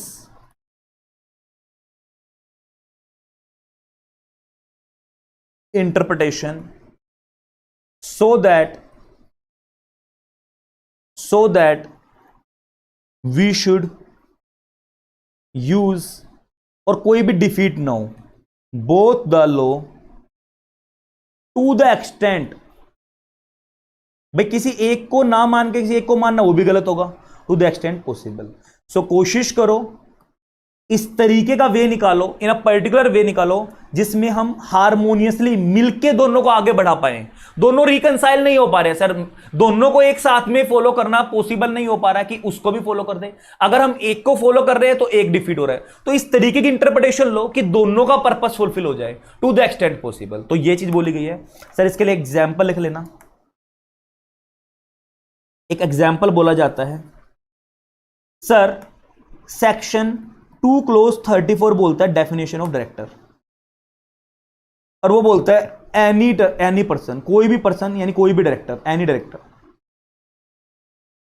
कोई भी पर्सन डायरेक्टर बन सकता है कंपनी का, कोई भी। मान लो एनी पर्सन, वहां पढ़ के क्या लग रहा है कोई भी डायरेक्टर बन सकता है, तो एनी पर्सन। अब एनी पर्सन तो सर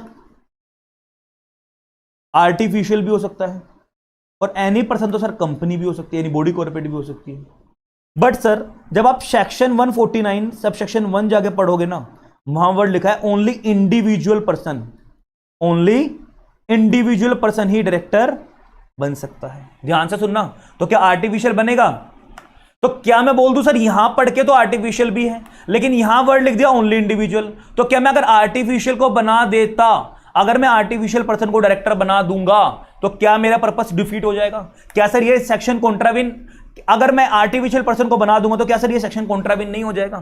तो सर लॉ के 2 प्रोविजन है, एक अपॉइंटमेंट पे मल्टीपल प्रोविजन लग रहे हैं। पहले तो डायरेक्टर की डेफिनेशन, फिर अपॉइंटमेंट ऑफ डायरेक्टर का प्रोविजन लग रहा है सेक्शन 149। अब मुझे बता दो दोनों को कंप्लाई करना है, तो हार्मोनियस इंटरप्रिटेशन ले लो जी। इंडिविजुअल को अपॉइंट कर लो, बोला गया उसमें पर्सन भी आ जाएगा, बट वो पर्सन नहीं आएंगे जो आर्टिफिशियल होंगे। Otherwise individual person section 149 defeat नहीं हुआ, और कहीं ना कहीं 2 क्लोज 34 भी अप्लाई हो गया। तो ये होती है हार्मोनियस इंटरप्रिटेशन। मल्टीपल प्रोविजन आ रहे हैं तो इस तरीके से करो कि एक प्रोविजन दूसरे प्रोविजन को कॉन्ट्राडिक्ट ना करे, दोनों को साथ लेके आगे बढ़ना है। ठीक है जी, आगे बढ़ते हैं जी, पढ़ते रहना, सेम है। अब ये ना कॉन्स्टिट्यूशन का केसेस हैं, या जब मैं कॉन्स्टिट्यूशन पढ़ाऊंगा उसके बाद आपको समझ में आ जाएगा, मतलब नेक्स्ट क्लास के बाद, कल तो मैं क्लास नहीं ले रहा हूं, उसके बाद आपको समझ में आ जाएगा। देखो नालायक, इतना इंपॉर्टेंट प्रोविजन चल रहा है फिर भी बच्चा लाइव नहीं है अभी, मतलब मेरे को इन्हीं चीजों में तो बुरा लगता है। मैं मेहनत कर रहा हूं, मैं आप लोगों के लिए अपनी मेहनत जो मैं रेगुलर क्लास में मुझे देना है, लिखवाना है, वो लिखवा रहा हूं, इजी लैंग्वेज में लिखवा रहा हूं कि सर एग्जाम में मान लो आपको याद ना भी रहा, और जो मैं लैंग्वेज लिखवा रहा हूं 5 नंबर में से 3 नंबर तो दे देगा एग्जामिनर, एज इट इज लिखाओगे तो कुछ थोड़ा बहुत आपको भी याद आ जाएगा अपना, कुछ तो ऐड करके लिखोगे। मैं मेहनत कर रहा हूं और आप भाग रहे हो यार, मुझे बहुत बुरा लगता है फिर ऐसे टाइम में। बच्चों मतलब देखो, आप भी अपने एंड पे सोचो, अगर आपको खाना बनाओगे, आप मेहनत करोगे और सामने कोई आपका ना खाए खाना, तो बुरा लगेगा ना दिल को, वही लगता है, बस वही चीज फील होती है। हाँ, तो दोनों के अफेक्ट नहीं करेंगे सर, दोनों चीजों को। बस आप मेरे एंड पे आके सोचो, सर मैं मेहनत कर रहा हूं, बिना किसी निस्वार्थ भाव से कर रहा हूं, बिना किसी पेमेंट के कर रहा हूं, और बच्चे आप लोग फिर ऐसे करोगे तो फिर मुझे तभी तो है ना ऐसा बुरा लगता है। रूल ऑफ एडजेजेंट जनरल्स, बहुत ध्यान से देखना जी, बहुत इंपॉर्टेंट रूल है, बहुत इंपॉर्टेंट है। एक इसके साथ है ना नोसर और सोसिस, बिल्कुल सेम सेम आएंगे, नोसर और सोसिस, मैं दिखाऊंगा जब वो आएगा। तो ये तो प्राइमरी रूल है, वो सेकेंडरी रूल है, बट फिलहाल के लिए आप समझो एडजेजेंट जनरल्स। और इस रूल के लिए देखो, इस वाले में ना एक एग्जांपल और भी डाल सकते हो आप चाहो तो, एग्जाम में कुछ भी आजना है तो एग्जांपल ही लिखा ना मतलब सर इस टाइम किसी और फैकल्टी की क्लासेस भी चल जाती है इसलिए बच्चा भाग जाते हैं, तो कोई बात नहीं, नेक्स्ट क्लास से पता लगेगा, जब ये प्राइवेट हो जाएगी तो फिर उन फैकल्टीज की देखना बैठ के। एजीएम, सब बच्चों को एजीएम याद है, नलायक सेक्शन 96 बोलता है कि 2 बातें मेन तो बोलता है, देखो तीसरी मत बताना मेरे को बैठ के कि अब मैं 9 महीने के अंदर अंदर या 6 महीने के अंदर अंदर करनी है, वो मत बताना। एजीएम क्या बोलता है सर, ईच फाइनेंशियल ईयर, हर एक फाइनेंशियल ईयर में एजीएम करवानी जरूरी है, मैंडेटरी है सर, पहले साल को छोड़ दो उसकी बात नहीं हो रही। दूसरा क्या बोलता है sir, maximum gap between 2 AGM 15 month. Sir इस प्रोविजन के अकॉर्डिंग तो आप 31 दिसंबर 2021 तक करवा सकते हो, लेकिन अगर आपने पहली एजीएम पिछले साल अगर आपने अगस्त में करवा ली थी, मान लो सर 1 अगस्त को करवा ली थी पिछले साल, तो वहां से 15 महीने काउंट करो, अगस्त से, इस साल अगस्त 12 महीने, सितंबर अगस्त मतलब अगस्त का महीना, सितंबर का महीना और अक्टूबर का महीना। इस वाले प्रोविजन के अकॉर्डिंग सर आप कहां लेके आओगे, 30 अक्टूबर तक मीटिंग करवा सकते हो बस आप, 30 अक्टूबर तक। सर एक थर्ड प्रोविजन और आप लोगों ने पढ़ाओ 6 महीने के अंदर अंदर 6 मंथ, इस वाले प्रोविजन के अकॉर्डिंग आप कितने में करवाओगे सर, 30 सितंबर के। अब है ना कंफ्यूजन क्या आएगी, कहीं पे लिखा नहीं है विच एवर इज अर्लियर, ये आप वहां लगाते हो रूल ऑफ हार्मोनियस इंटरप्रिटेशन या स्ट्रिक्ट, जिसको हम बोलते हैं स्ट्रिक्ट लॉ को फॉलो करेंगे, जो भी स्ट्रिक्ट लिखा है। तो हम इसमें करते हैं ना सर, ऐसा टाइम पीरियड ले लो जिसमें ये भी कंप्लाई हो जाए, ये भी कंप्लाई हो जाए, ये भी हो जाए। अगर हम ये ले लेते तो ये डिफीट हो जाता ना, ये ले लेते तो ये डिफीट हो जाता, ये डिफीट हो जाता। तो बोला गया सर ये वाला ले लेंगे, लॉ मेकर बोलता है 30 सितंबर ले लो, यही तो हार्मोनियस इंटरप्रिटेशन है, यही तो रूल ऑफ हार्मोनियस इंटरप्रिटेशन है, जो फैकल्टीज आपको नहीं समझाते, बस ये बोल देता है स्ट्रिक्ट प्रोविजन ले लो, स्ट्रिक्ट प्रोविजन ले लो। ऐसे कैसे ले लो भाई, कहीं लिखा है ये बात, रूल ऑफ हार्मोनियस इंटरप्रिटेशन लगेगा, दैट्स इट। एक बार मुझे बता दो सर, मजा आ गया ना, समझ में आ गया ना प्रोविजन, आज प्रैक्टिकली समझा है ना। लो भी एक प्रैक्टिकल सब्जेक्ट है, जो बच्चा लो को थ्योरी बोलता है वो नालायक है, वो गलत बच्चा है, उसको सही जगह से डायरेक्शन नहीं मिली है, उस बेचारे को किसी ने ढंग से बताया नहीं है। ये होता है रूल ऑफ हार्मोनियस इंटरप्रिटेशन। चलो जी, तो जनरली कब लगेगा ये, अब अच्छा सर एडजेजेंट जनरल्स कब लगता है, मैं और आप लोगों को बेस्ट एग्जांपल जो मैंने आप लोगों के लिए बनाए हैं एडजेजेंट जनरल्स, इधर ध्यान देंगे सारा बच्चा।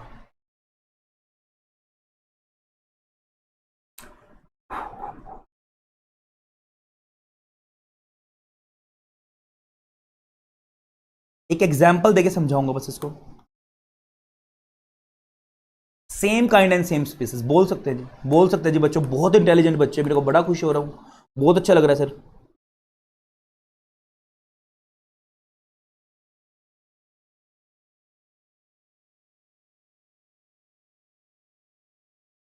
इसका मतलब होगा sir same kind and species के, मतलब सेम स्पेसिस के वर्ड यूज होंगे। मान लो मैं लिखता हूं CA, CS, CMA and so on, मतलब प्रोफेशनल कोर्सेज की बात चल रही है, CA, CS and so on. एक बार मुझे बता दो सर, सेम काइंड और सेम स्पीसीज की इंटरप्रिटेशन लेनी है, ये बोलता है सर यहां लॉजिकल इंटरप्रिटेशन लेंगे, और वो कौन सी सर, जब सेम काइंड सेम स्पीसीज के वर्ड चल रहे हैं, तो जो हमने साथ में एक लिबरल वर्ड भी डाला है ना, एक लूज वर्ड भी डाला है, एक जनरल वर्ड भी डाला है, इस टाइप के sentence, so on, like, etcetera, ऐसे वर्ड लिख देना जो लूज हो, जो खुले शब्द हमने छोड़ दिए, लेकिन सर वो किसी स्पेशल शब्द के साथ लिया गया है, किसी स्पेशल वर्ड के साथ लिया गया है, तो क्या मैं बोल दूं जो ये जनरल शब्द जो लूज वर्ड छोड़ा है, इसकी स्पेशल काइंड, उसकी लिस्ट से, उसी से रिलेटेड से इंटरप्रिटेशन इसकी हम लेंगे। क्या मैं बोल दूं सर उसी से रिलेटेड, उसकी क्लास, क्या मैं बोल दूं सर ये क्लास बन गई है, ये भी एक क्लास है, ये क्लास एन्यूमरेशन बोल देते हैं, एन्यूमरेट बोल देते हैं, ये स्पेसिफिक एक क्लास बन गई है। और लिस्ट है सर, ये लिस्ट है बोल लो, एक एन्यूमरेशन है सर, तो इसी की जो लिस्ट है ना, इसी से जो सिमिलर वर्ड है, जो इस लिस्ट में जो भी सिमिलर वर्ड होगा, थर्ड उसको फिलफिल कर देंगे। सोन का मतलब यहां CMA सर, यहां CFA सर, यहां CPA सर, यहां ACCA, ऐसे कोर्सेज डालेंगे जो प्रोफेशनल कोर्सेज होंगे। तो वो जो लिस्ट है एन्यूमरेटेड वर्ड्स है, उसी से सिमिलर जो स्पीसीज है, जो उनकी एक ग्रुप बना होगा, एक लिस्ट बनी होगी उन प्रोफेशनल कोर्सेज की, वही हम फिल करेंगे। यहां मैं उठा के बीकॉम लिख दूं ना, लायक जनरल मीनिंग तो है सर, सोन का मतलब तो कुछ भी डाल दो सर, जो लूज वर्ड छोड़े हैं, जो स्पेशल वर्ड छोड़े हैं, वो इनसे रिलेटेड है। हाँ, कंपनी लो में एशबरी रेलवे कैरेज वाला केस लो, मान लो जनरल कॉन्ट्रैक्टर, वो जनरल कॉन्ट्रैक्टर का मतलब तो आप ठेके पे काम देना शुरू कर दोगे? नहीं, इसका मतलब क्या होगा कि लोन देना, पैसे देना, और जो इस सर्विसेज में काम करे। तो बेस्ट एग्जांपल मान लेना Ashbury Railway Carriage versus Riche, ठीक है? तो वही तो मैं समझा रहा हूं, बीकॉम नहीं आएगा, इस लिस्ट वाले आएंगे। तो यही चीज मुझे समझानी थी सर, यही तो चीज के मैं बोल रहा हूं आपको, मैं आपको इतनी देर से समझाना चाह रहा था। और मैं क्या समझाना चाह रहा था सर, तो ये पढ़ते रहना बाप, जो मैंने आपको मीनिंग बता दिया, सेम काइंड सेम स्पीसीज का वर्ड, जैसे लाइक, सो ऑन, एक्सेट्रा, ऐसे वर्ड्स को फॉलो कर रहा है। अगर कोई जनरल वर्ड मतलब इनके साथ फॉलो किया है, ये स्पेसिफिक वर्ड के साथ सर ये जनरल वर्ड डाल दिए गए हैं, तो इसके साथ जैसे printing, bleaching, dyeing, etcetera, printing, bleaching, dyeing, तो हम यहाँ क्या बोल सकते, पैकिंग। अब पैकिंग का मतलब सर क्या, साड़ियां पैक करना? अरे सर प्लेन, ब्लीचिंग, इनसे रिलेटेड वर्ड जो हमारा इनसे इस स्पीसीज से बिलोंग करता है। मिसचीफ तो एक गलती थी ना, मिसचीफ तो एक गलती थी।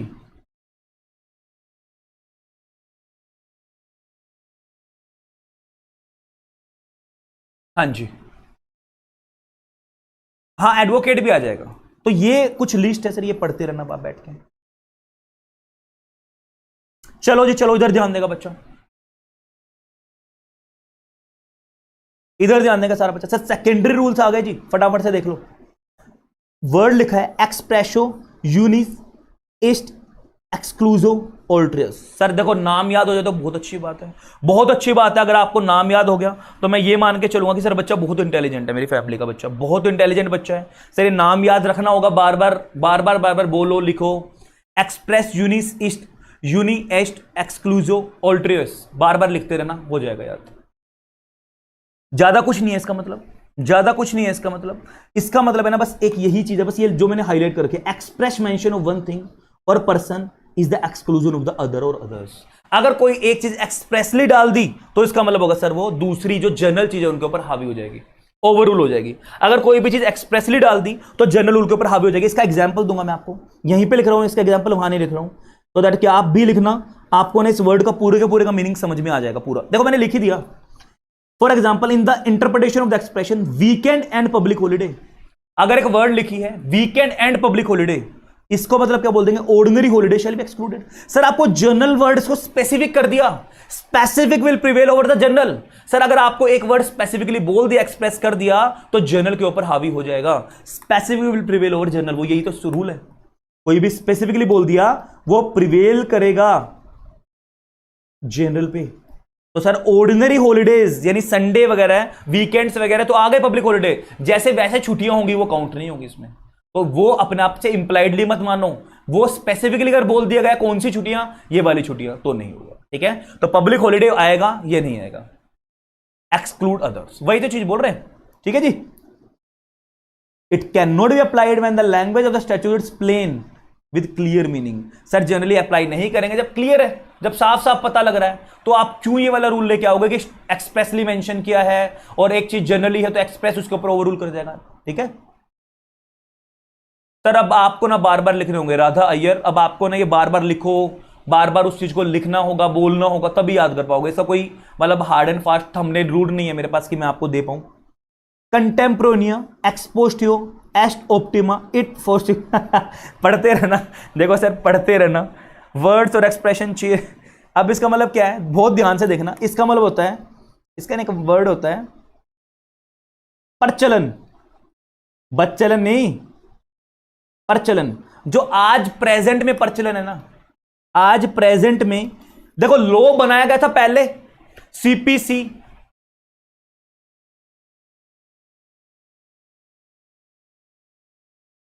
मेरी तो जी भी फंस गई। शीएस ऋषभ तिवारी, अरे वाह यार बहुत प्यारे बच्चे हो। अब देखो इसका मतलब होता है जो आज प्रचलन चल रहा है। देखो लॉ बनाया गया था, जिस टाइम वो बनाया गया था उस टाइम को माइंड में रख के, जो शब्दों का उस टाइम यूज किया गया था सर, जैसे डाउरी सिस्टम, भाई उस टाइम डाउरी था, कहीं पे बोल दिया गया किसी लॉ में, तो जो लॉ बनाया गया जिस टाइम बनाया गया वो उस टाइम के शब्दों को लेके बनाया गया। अब आप आज के शब्दों का मीनिंग उस टाइम के हो सकता है सर, आज नए नए वर्ड्स आ गए उन चीजों को लेके, उन चीजों को दिखाने के लिए। तो आप है ना, जैसे चेयर पर चेयरमैन वर्ड यूज होता था पहले कंपनीज एक्ट में, जब मैं 1956 की बात करूं चेयरमैन यूज होता था वर्ड, आज 1956 ने क्या वर्ड यूज कर दिया, चेयरपर्सन। तो अगर कहीं पे चेयरमैन लिखा भी है तो मान लो कि वो चेयरपर्सन है, या फिर ऐसा मत करो कि जिससे हमारी इंटेंशन गलत से निकल के आए सामने, तो ऐसा कुछ भी नहीं करेंगे। इधर ध्यान दो, read the law as it, जैसे कि as it would have read when it was made, जैसे कि जब बना था उस टाइम के हिसाब से पढ़ो। आज वो चीज चेंज हो गई, आप ये मत बोलो लॉ गलत है। सर जिस टाइम बना था, अब लॉ वर्ड्स थोड़ा ना चेंज कर देगा आज। सर 100 साल पहले बना था, उस टाइम जो वर्ड्स को यूज करते थे आज चेंज हो गया वर्ड्स को यूज करना, तो उस तरीके से पढ़ो आप।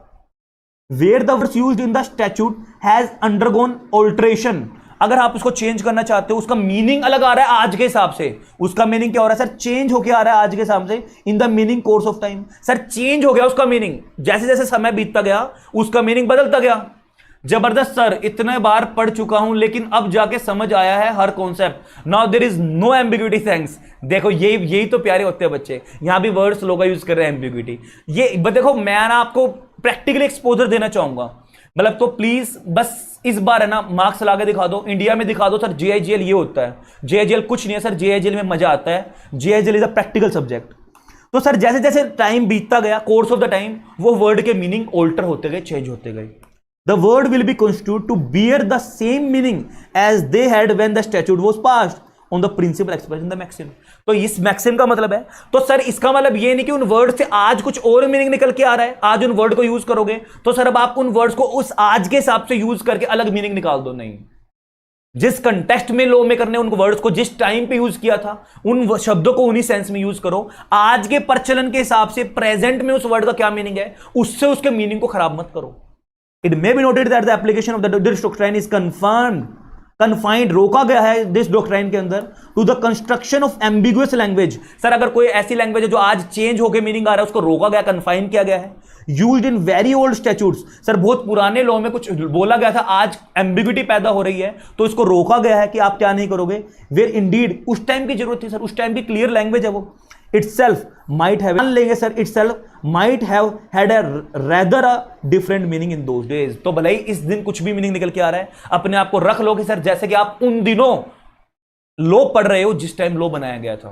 तो इस तरीके से माइंड में लेके चलेंगे, ये मैक्सिम ये बोलता है।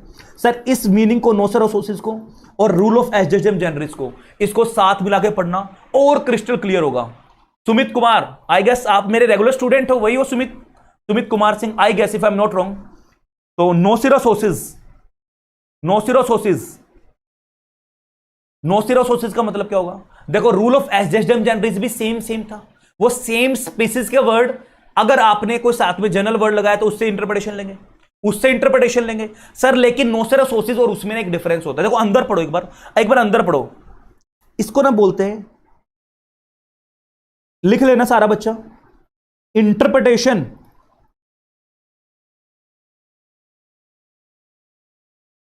According to, interpretation according to context. जिस कंटेक्स्ट में वर्ड यूज हुआ है ना, उस कंटेक्स्ट में उसकी इंटरप्रिटेशन लेंगे। सर वहां में और यहां में क्या डिफरेंस है? सर वहां तो वर्ड लिखा गया था like,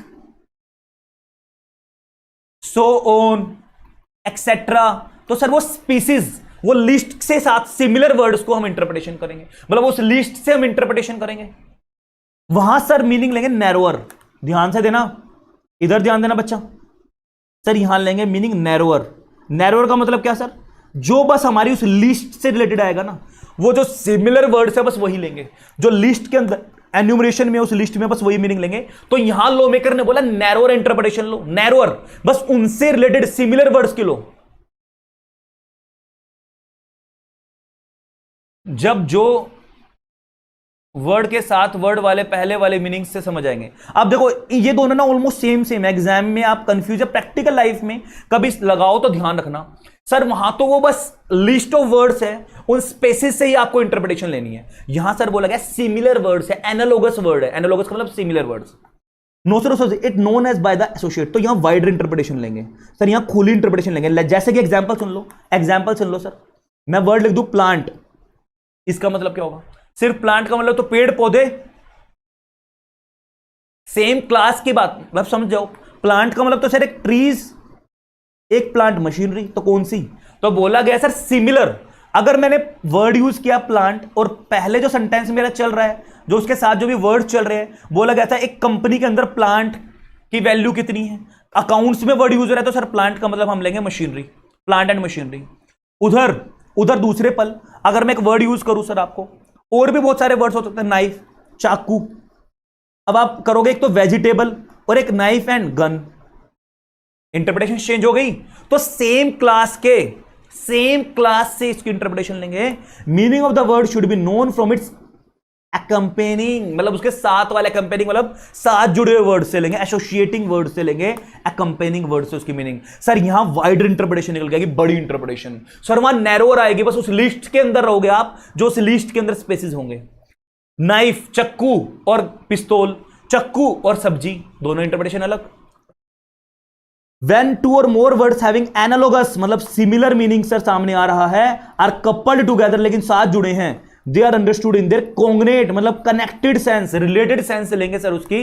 they take their colour, मतलब कलर का मतलब अपनी इंटरप्रिटेशन निकल के आएगी सर, उनका मीनिंग निकल के आएगा। ईच अदर, एक दूसरे को उसकी लाइट दर्शाते हैं, मीनिंग दर्शाते हैं।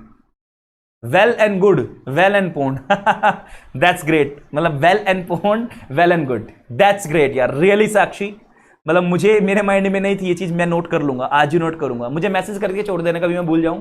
साक्षी मेरा नंबर नोट्स के ऊपर है, मुझे मैसेज कर देना, मैं अपने में ऐड कर लूंगा इस वाले एग्जांपल को भी, ठीक है।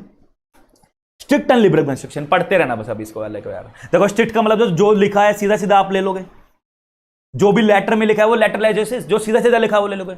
लिबरल का मतलब सर जो भी लिखा है और जैसा उसमें लिखा है ना, सीधा का सीधा उसका मीनिंग ले लेना है। स्ट्रिक्ट एंड लिबरल इंटरप्रिटेशन पढ़ते रहना, बच्चों वाली चीज है, बच्चों वाली चीज है। अब ये वाला मैं पढ़ाऊं या पढ़ लोगे? मुझे एग्जाम्पल दो सर, मैंने ना आपको नोट्स में डाल दिया है, बस मुझे बता दो 5 मिनट लगा के पढ़ाऊं या पढ़ लोगे? ये इजी है, जो मेहनत का काम था ना सारा मैंने कर दिया, सारा मेहनत वाला दिमाग वाला काम कर दिया। ये वाला बताओ सेल्फ कर लोगे या करवाऊं? बस मुझे एक बार कंसेंट दो, फटाफट बताओ। बस मैं इतना बता रहा हूं सर, ये एड होता है, एड का मतलब हेल्प। इंटरप्रिटेशन करने में बहुत सारे, देखो एक तो हम सीधा सीधा इंटरप्रिटेशन कर रहे हैं, एक हेल्प ले रहे हैं। कहां से हेल्प लेंगे? सोर्स सर डिक्शनरी से, लॉ से, बेयर एक्ट से, कहीं कहीं पास जजमेंट से। तो वो सोर्स सर हो सकता है, इंटरनल सोर्स भी हो सकते हैं जो लॉ के अंदर एग्जाम में क्वेश्चन बहुत बार आते हैं, और एक्सटर्नल सोर्स भी हो सकते हैं। एक्सटर्नल का मतलब क्या सर? बाहर के देशों की जजमेंट पढ़ लेंगे सर, सेल्फ कर लेंगे, बहुत इजी है, बहुत इजी। जस्ट ये देख लो सर, इंटरनल सोर्स में टाइटल, लॉ का टाइटल क्या है? जैसे मैंने आपको बताया हर सेक्ट के सेक्शन 1 के अंदर उसका टाइटल लिखा होता है, short, extend, title, commencement, applicability. तो सर सेक्शन 1 क्या बोलता है? टाइटल। तो हर एक्ट का अगर कोई भी मीनिंग कंफ्यूजिंग हो रहा है तो उस एक्ट के टाइटल में जाके पढ़ लो, ठीक है। प्रीएम्बल सर, हर एक्ट का, जैसे कॉन्स्टिट्यूशन का भी प्रीएम्बल है, तो हर एक्ट का ना क्यों आया उसका एक मीनिंग, एक ऑब्जेक्टिव लिखा होता है। Sir heading and title of chapter, आप देखोगे कंपनीज एक्ट में जैसे 29 चैप्टर है, 32 चैप्टर है, जिस भी एक्ट में हर चैप्टर की ना हेडिंग लिखी होती है। सर डेफिनेशन है, प्रीएम्बल सेक्शन है, मतलब आपको ना दिखा जाएगा पेनल्टीज वाला है चैप्टर का ना, जैसे कंपनीज एक्ट इतने 474 सेक्शन, इतने 29 में, इतने चैप्टर्स में डिवाइडेड है और हर चैप्टर की ना अपनी हेडिंग है। जैसे सर ये मैनेजरियल रेम्यूनरेशन वाला चैप्टर है, सर ये केएमपी वाला चैप्टर है, तो हर एक्ट की अपनी हेडिंग्स है, हर चैप्टर की अपनी हेडिंग है, हर हेडिंग के अपना टाइटल भी हो सकता है। मार्जिनल नोट्स, सर ये पहले चलता था जनरली ना, सेक्शन के साथ कुछ नोट्स आ जाते थे, उन नोट्स से उनकी इंटरप्रिटेशन करने के लिए। इंटरप्रिटेशन क्लोज सर ये बोला जाता है डेफिनेशन क्लोज। हर एक्ट में आप देखोगे सेक्शन 2 जनरली सर डेफिनेशन बताता है कि हमारा मीनिंग कैसे निकल के आएगा, तो डेफिनेशन क्लोज को बोल देते हैं इंटरप्रिटेशन क्लोज सर इस वाले क्लोज में हमेशा जो भी इंटरप्रिटेशन क्लोज होगा, सेक्शन के बाद जो वर्ड यूज होता है ना, भले ही सबसेक्शन 1 है लेकिन यहां सबसेक्शन वर्ड नहीं बोलते सर, यहां क्लोज वर्ड बोलते हैं। डेफिनेशन जहां भी दी जाएगी सेक्शन के बाद सबसेक्शन नहीं आता, क्लोज आएगा due to interpretation close. Proviso, सब बच्चों को पता है सर, सेक्शन के नीचे प्रोवाइजो के वैसे तो 5 ऑब्जेक्टिव होते हैं, बट यहां प्रोवाइजो का ऑब्जेक्टिव है सर जो ऊपर लिखा गया उसको और वाइडर एक्सप्लेन करना, सर उसकी एक्सेप्शन क्रिएट करना, ऐसे ऐसी चीजें। इलस्ट्रेशन, एग्जांपल्स दे देना। समटाइम आप है ना सीपीसी देखोगे, सीआरपीसी देखोगे, तो नीचे ना लॉ मेकर ने ही उसकी इलस्ट्रेशन दी है, समझाने के लिए समझाया बेयर एक्ट में, तो वो इलस्ट्रेशन। एक्सप्लेनेशन, सर केस के पूरे के पूरे सेक्शन के नीचे, प्रोवाइजो के नीचे एक्सप्लेनेशन दी है कि ये सेक्शन और ज्यादा स्ट्रीमलाइन करने के लिए सर ये क्या एक्सप्लेन करता है। जैसे मैं बोल दूं सेक्शन 180 आप कंपनीज एक्ट में पढ़ोगे, वहां बोला गया है सर ये जो बेसिकली हमारी कंपनीज से जो लोन लेना है इसका मतलब क्या होगा, जो डेट होगी शॉर्ट टर्म डेट का मतलब एक्सप्लेनेशन नीचे दी गई है, बहुत सारी एक्सप्लेनेशन देते हैं नीचे। शेड्यूल्स, सर शेड्यूल ना एक तरह से जो भी आपने एक्ट में यूज किया है उसको वहां अगर आप डालोगे तो एक्ट ने इतना बड़ा हो जाएगा। शेड्यूल जैसे कंपनीज एक्ट में बाद में शेड्यूल डाला, मैनेजरियल रेम्यूनरेशन का शेड्यूल डाल दिया। अब सर अगर आप एक्ट के बीच में डालोगे ना, सेक्शन 197 के साथ मिला के डालोगे, बड़ा कंफ्यूजिंग हो जाएगा सर, बड़ा कंफ्यूजिंग हो जाएगा। बाद में शेड्यूल अपेंड कर दिया बाद में, और उस शेड्यूल ने ना सर उसका सारा का सारा मीनिंग और ज्यादा इलैबोरेटिव फॉर्म में, बस वहां तो बोला गया मैनेजरियल रेम्यूनरेशन इतना देना है, बट शेड्यूल ने आपको बहुत सारे इफ्स एंड बट्स बताए। मैं बोल सकता हूं लॉ की खूबसूरती बढ़ाता है शेड्यूल, लॉ के कंप्लायंसेस को बढ़ाता है शेड्यूल, तो बाद में शेड्यूल ऐड होना लॉ को और ज्यादा सर्टेनिटी लेके आता है। लॉ में अगर इनसर्टेनिटी आ रही है तो शेड्यूल को मत लिखो, फिर लॉ को देख लो। अगर शेड्यूल लगाने से लॉ के अंदर वेगनेस आ रही है, जैसे पहले था, पहले ना शेड्यूल पढ़ के ये नहीं पता लग रहा था सर पब्लिक कंपनी पे 197 बोलता था बस हम लगेंगे सर पब्लिक कंपनी पे, अब 196 बोलता था पब्लिक प्राइवेट दोनों। पहले बता रहा हूं जब मैं लॉ चेंज नहीं हुआ, जब अमेंडमेंट आ गई अब तो शेड्यूल सर क्लियर नहीं करता था पब्लिक पे लगेंगे प्राइवेट पे लगेंगे, तो डाउट क्लियर हो रहा था, तो हम एक्ट को प्रिपेयर करते थे, शेड्यूल को छोड़ देते थे, शेड्यूल की कंटेंशन को छोड़ देते थे। तो in case of contradiction between schedule and act, तो हम क्या बोलते हैं सर एक्ट को ओवररूल करेगा शेड्यूल के ऊपर। एक्सटर्नल एड मतलब सर इंटरनल एड नहीं है, बाहर वाले लोगों से हेल्प, बाहर वाली चीजों की सपोर्ट ले रहे हैं। कैसे सर, पार्लियामेंट्री हिस्ट्री, बहुत ध्यान से, मैंने लैंग्वेज बड़ी अच्छी लिखी है इसमें। पार्लियामेंट में लॉ जब बनता है तो डिबेट होती है, जब लॉ बनता है ना, नेताओं की, लेजिस्लेचर की डिबेट होती है आपस में दोनों हाउसेस की, तो वो डिबेट में क्या क्या रखी गई थी बातें वहां से ले लो, और जो फाइनल डिबेट जो वहां के स्पीकर ने बोला, तो चलो ये कंक्लूड हुआ, इसलिए हम बोल रहे हैं इस लॉ के अंदर ये अमेंडमेंट करके इसको पास कर दो। तो वो डिबेट भी रेफरेंस ले सकते हैं, पार्लियामेंट की हिस्ट्री जो सर डिबेट हुआ था, डिस्कशन हुआ था, वहां से भी इसका एक इंटरप्रिटेशन निकल के आ सकती है। हिस्टोरिकल फैक्ट्स एंड सर्कमस्टांसेस, क्या ऐसे मौजूदा सर्कमस्टांसेस रहे होंगे जिनको देख के लेजिस्लेचर ने लॉ बनाया। पहले सर कस्टम था, अनकोडिफाइड था, बहुत सारे केसेस आ रहे थे, फिर लेजिस्लेचर ने क्या किया सर, जीएसटी लेके आया। वैट था सर, कैस्केडिंग इफेक्ट था सर, वो सर्विस एक्ट था सर, डबल टैक्स लग रहा था, वो सारी चीजें हटा के क्या लेके आया, जीएसटी। तो सर पास्ट सराउंडिंग्स क्या रहे उनको देख लो एक बार, हिस्टोरिकल सराउंडिंग्स क्या रहे जीएसटी के उनको देख लो। रेफरेंस टू रिपोर्ट कमेटी, देखो कोई भी लॉ बनता है, जैसे जे रानी कमेटी, कंपनीज एक्ट बनाया जे रानी कमेटी ने, तो सर जो सिलेक्शन कमेटी थी जिन्होंने वो एक्ट बनाया, उनकी रिकमेंडेशन जो उनका ड्राफ्ट आया था, वहां से भी आप इंटरप्रिटेशन करने में हेल्प कर सकते हो। Reference to other statutes, sir अगर कोई दूसरा सिमिलर लॉ है, तो पेरी मटेरिया का मतलब होता है सर जो दूसरा लॉ है, जो दूसरा एक जैसा दिखने वाला, पेरी मतलब सेम, मटेरिया मतलब जो सेम मैटर जो इसमें है और सेम लॉ है। मान लो सर इस वाले में मैं आपको एग्जांपल दूंगा, पेरी मटेरिया वाले में, वेट फॉर अ व्हाइल, मैंने एग्जांपल लिखा था सॉलिड सा बढ़िया वाला एग्जांपल लिखा था, अगर मुझे मिलता है तो पेरी मटेरिया का।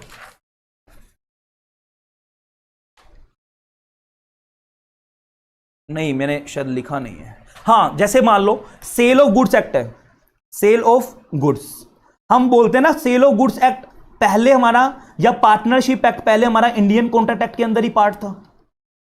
पहले इंडियन कॉन्ट्रैक्ट एक्ट का ही पार्ट था, लेकिन 1930 और 1932 के अंदर वो अलग अलग हुए। तो वही बोला गया, अगर इन केस फिर भी सेल ऑफ गुड्स एक्ट में कोई भी कॉन्ट्रडिक्शन आ रही है, हम कोशिश करेंगे। जैसे मैं बोल दूं सर, पार्टनरशिप एक्ट में एजेंसी वाला ना, आज भी प्रिंसिपल ऑफ म्यूचुअल एजेंसी के बेस पे हमारा पार्टनरशिप एक्ट होता है, सारे बच्चों को पता है। फिर भी जब एजेंसी वाले में ना हम सेक्शन 184 है, 185 टू 238, 184 टू 238 है, एक बार देख लेना, चेक कर लेना। एजेंसी वाला जो सेक्शन जो चलते हैं कॉन्ट्रैक्ट एक्ट में, वो भी रेफर करते हैं, और पार्टनरशिप एक्ट का भी प्रिंसिपल एजेंट रिलेशनशिप को रेफर करते हैं। तो सिमिलर एक्ट कोई पैरामटीरियल एक्ट है, उसको रेफर कर लेंगे, reference to the other statute. जो सिमिलर है, एक जैसा स्टैट्यूट है, तो उसको भी कर लेंगे। डिक्शनरीज, सर यहां बोला गया कि जो बड़ी बड़ी डिक्शनरीज हैं, लॉ की बड़ी बड़ी डिक्शनरी है, तो आउटसाइडर सोर्स है ना, एक्सटर्नल सोर्स है ना, वो ले लो। इंटरनल सोर्स तो है नहीं सर, लॉ की डिक्शनरी का हेल्प लेना। लॉ के अंदर से ही कोई मीनिंग बताए गए हैं, डेफिनेशन बताए गए, तो बात अलग है। बट अगर आप बाहर की डिक्शनरी की हेल्प ले रहे हो, तो एक्सटर्नल सोर्स है। Use of foreign decisions, sir foreign judgment, India की जजमेंट, वो भी तो बाहर का सोर्स है। तो इंडिया में जजमेंट है, इंडिया से बाहर में अगर कोई भी जजमेंट यूज की गई है, कोई सेम मैटर्स पे यूज किया गया है, तो वहां से आप ले सकते हो वहां के इंटरप्रिटेशंस। तो सर आज मुझे बता दो, मैंने आप लोगों का लिया है जी 1.5 घंटा लिया है, और 1.5 घंटे में भी ना मैंने आप मतलब 1 घंटा 40 मिनट, और उसमें भी पहले 20 मिनट अप्रोक्सीमेटली मैंने आपको समझाया लो कैसे याद किया जाता है। आज मुझे मेरी फैमिली का सारा बच्चा बताएगा सर ये एक्ट, मैं इतने दिन से बच्चों को परेशान देख रहा था कि सर इंटरप्रिटेशन में आज लड्डू लगा या नहीं लगा। प्लीज अगर आपको आज का लेक्चर अच्छा लगा, आज का लेक्चर अच्छा लगा है, सारा बच्चा ना नीचे कमेंट करेगा, यहां कमेंट नहीं, बाद में कमेंट करेगा, जहां भी ग्रुप्स में हो हर जगह फैलाएगा, भाई इंटरप्रिटेशन एक लड्डू है, सर ने 1 घंटा 10 मिनट में हमें लड्डू खिला दिया, और हमें रिटेन भी हो गया, सारा लिखवा भी दिया, एग्जाम्पल्स भी दे दिए। बताओ लड्डू लगा? लड्डू लगा? तो किसी बच्चे को, मुझे नहीं लगता सर, मुश्किल था कॉन्सेप्ट, आसान हो गया आपसे पढ़ने के बाद। जेएजीएल में आत्मविश्वास आसमान हो गया। Thank you sir for such a wonderful lecture, thanks to everyone. और मैं तो हमेशा वही बोलूंगा कि सीखना बंद तो जीतना बंद, तो जिंदगी में सीखते जाओ, जहां से भी ज्ञान मिल रहा है लो। सर मुझे बुरा लगता है, वरना मैं कभी भी प्राइवेट करने वाली बातें ना आप लोगों को ना बोलूं। बच्चा बोला काजू कटली, सर लड्डू ने काजू कटली, डेफिनेटली पास हो क्या हो लेके आना मेरे लिए, तो मैं ही खिला दूंगा, बट अच्छे मार्क्स ले लो, ठीक है जी। चलो जी, बाय बाय, टेक केयर, जय हिंद। ठीक है जी, चलो बाय बाय।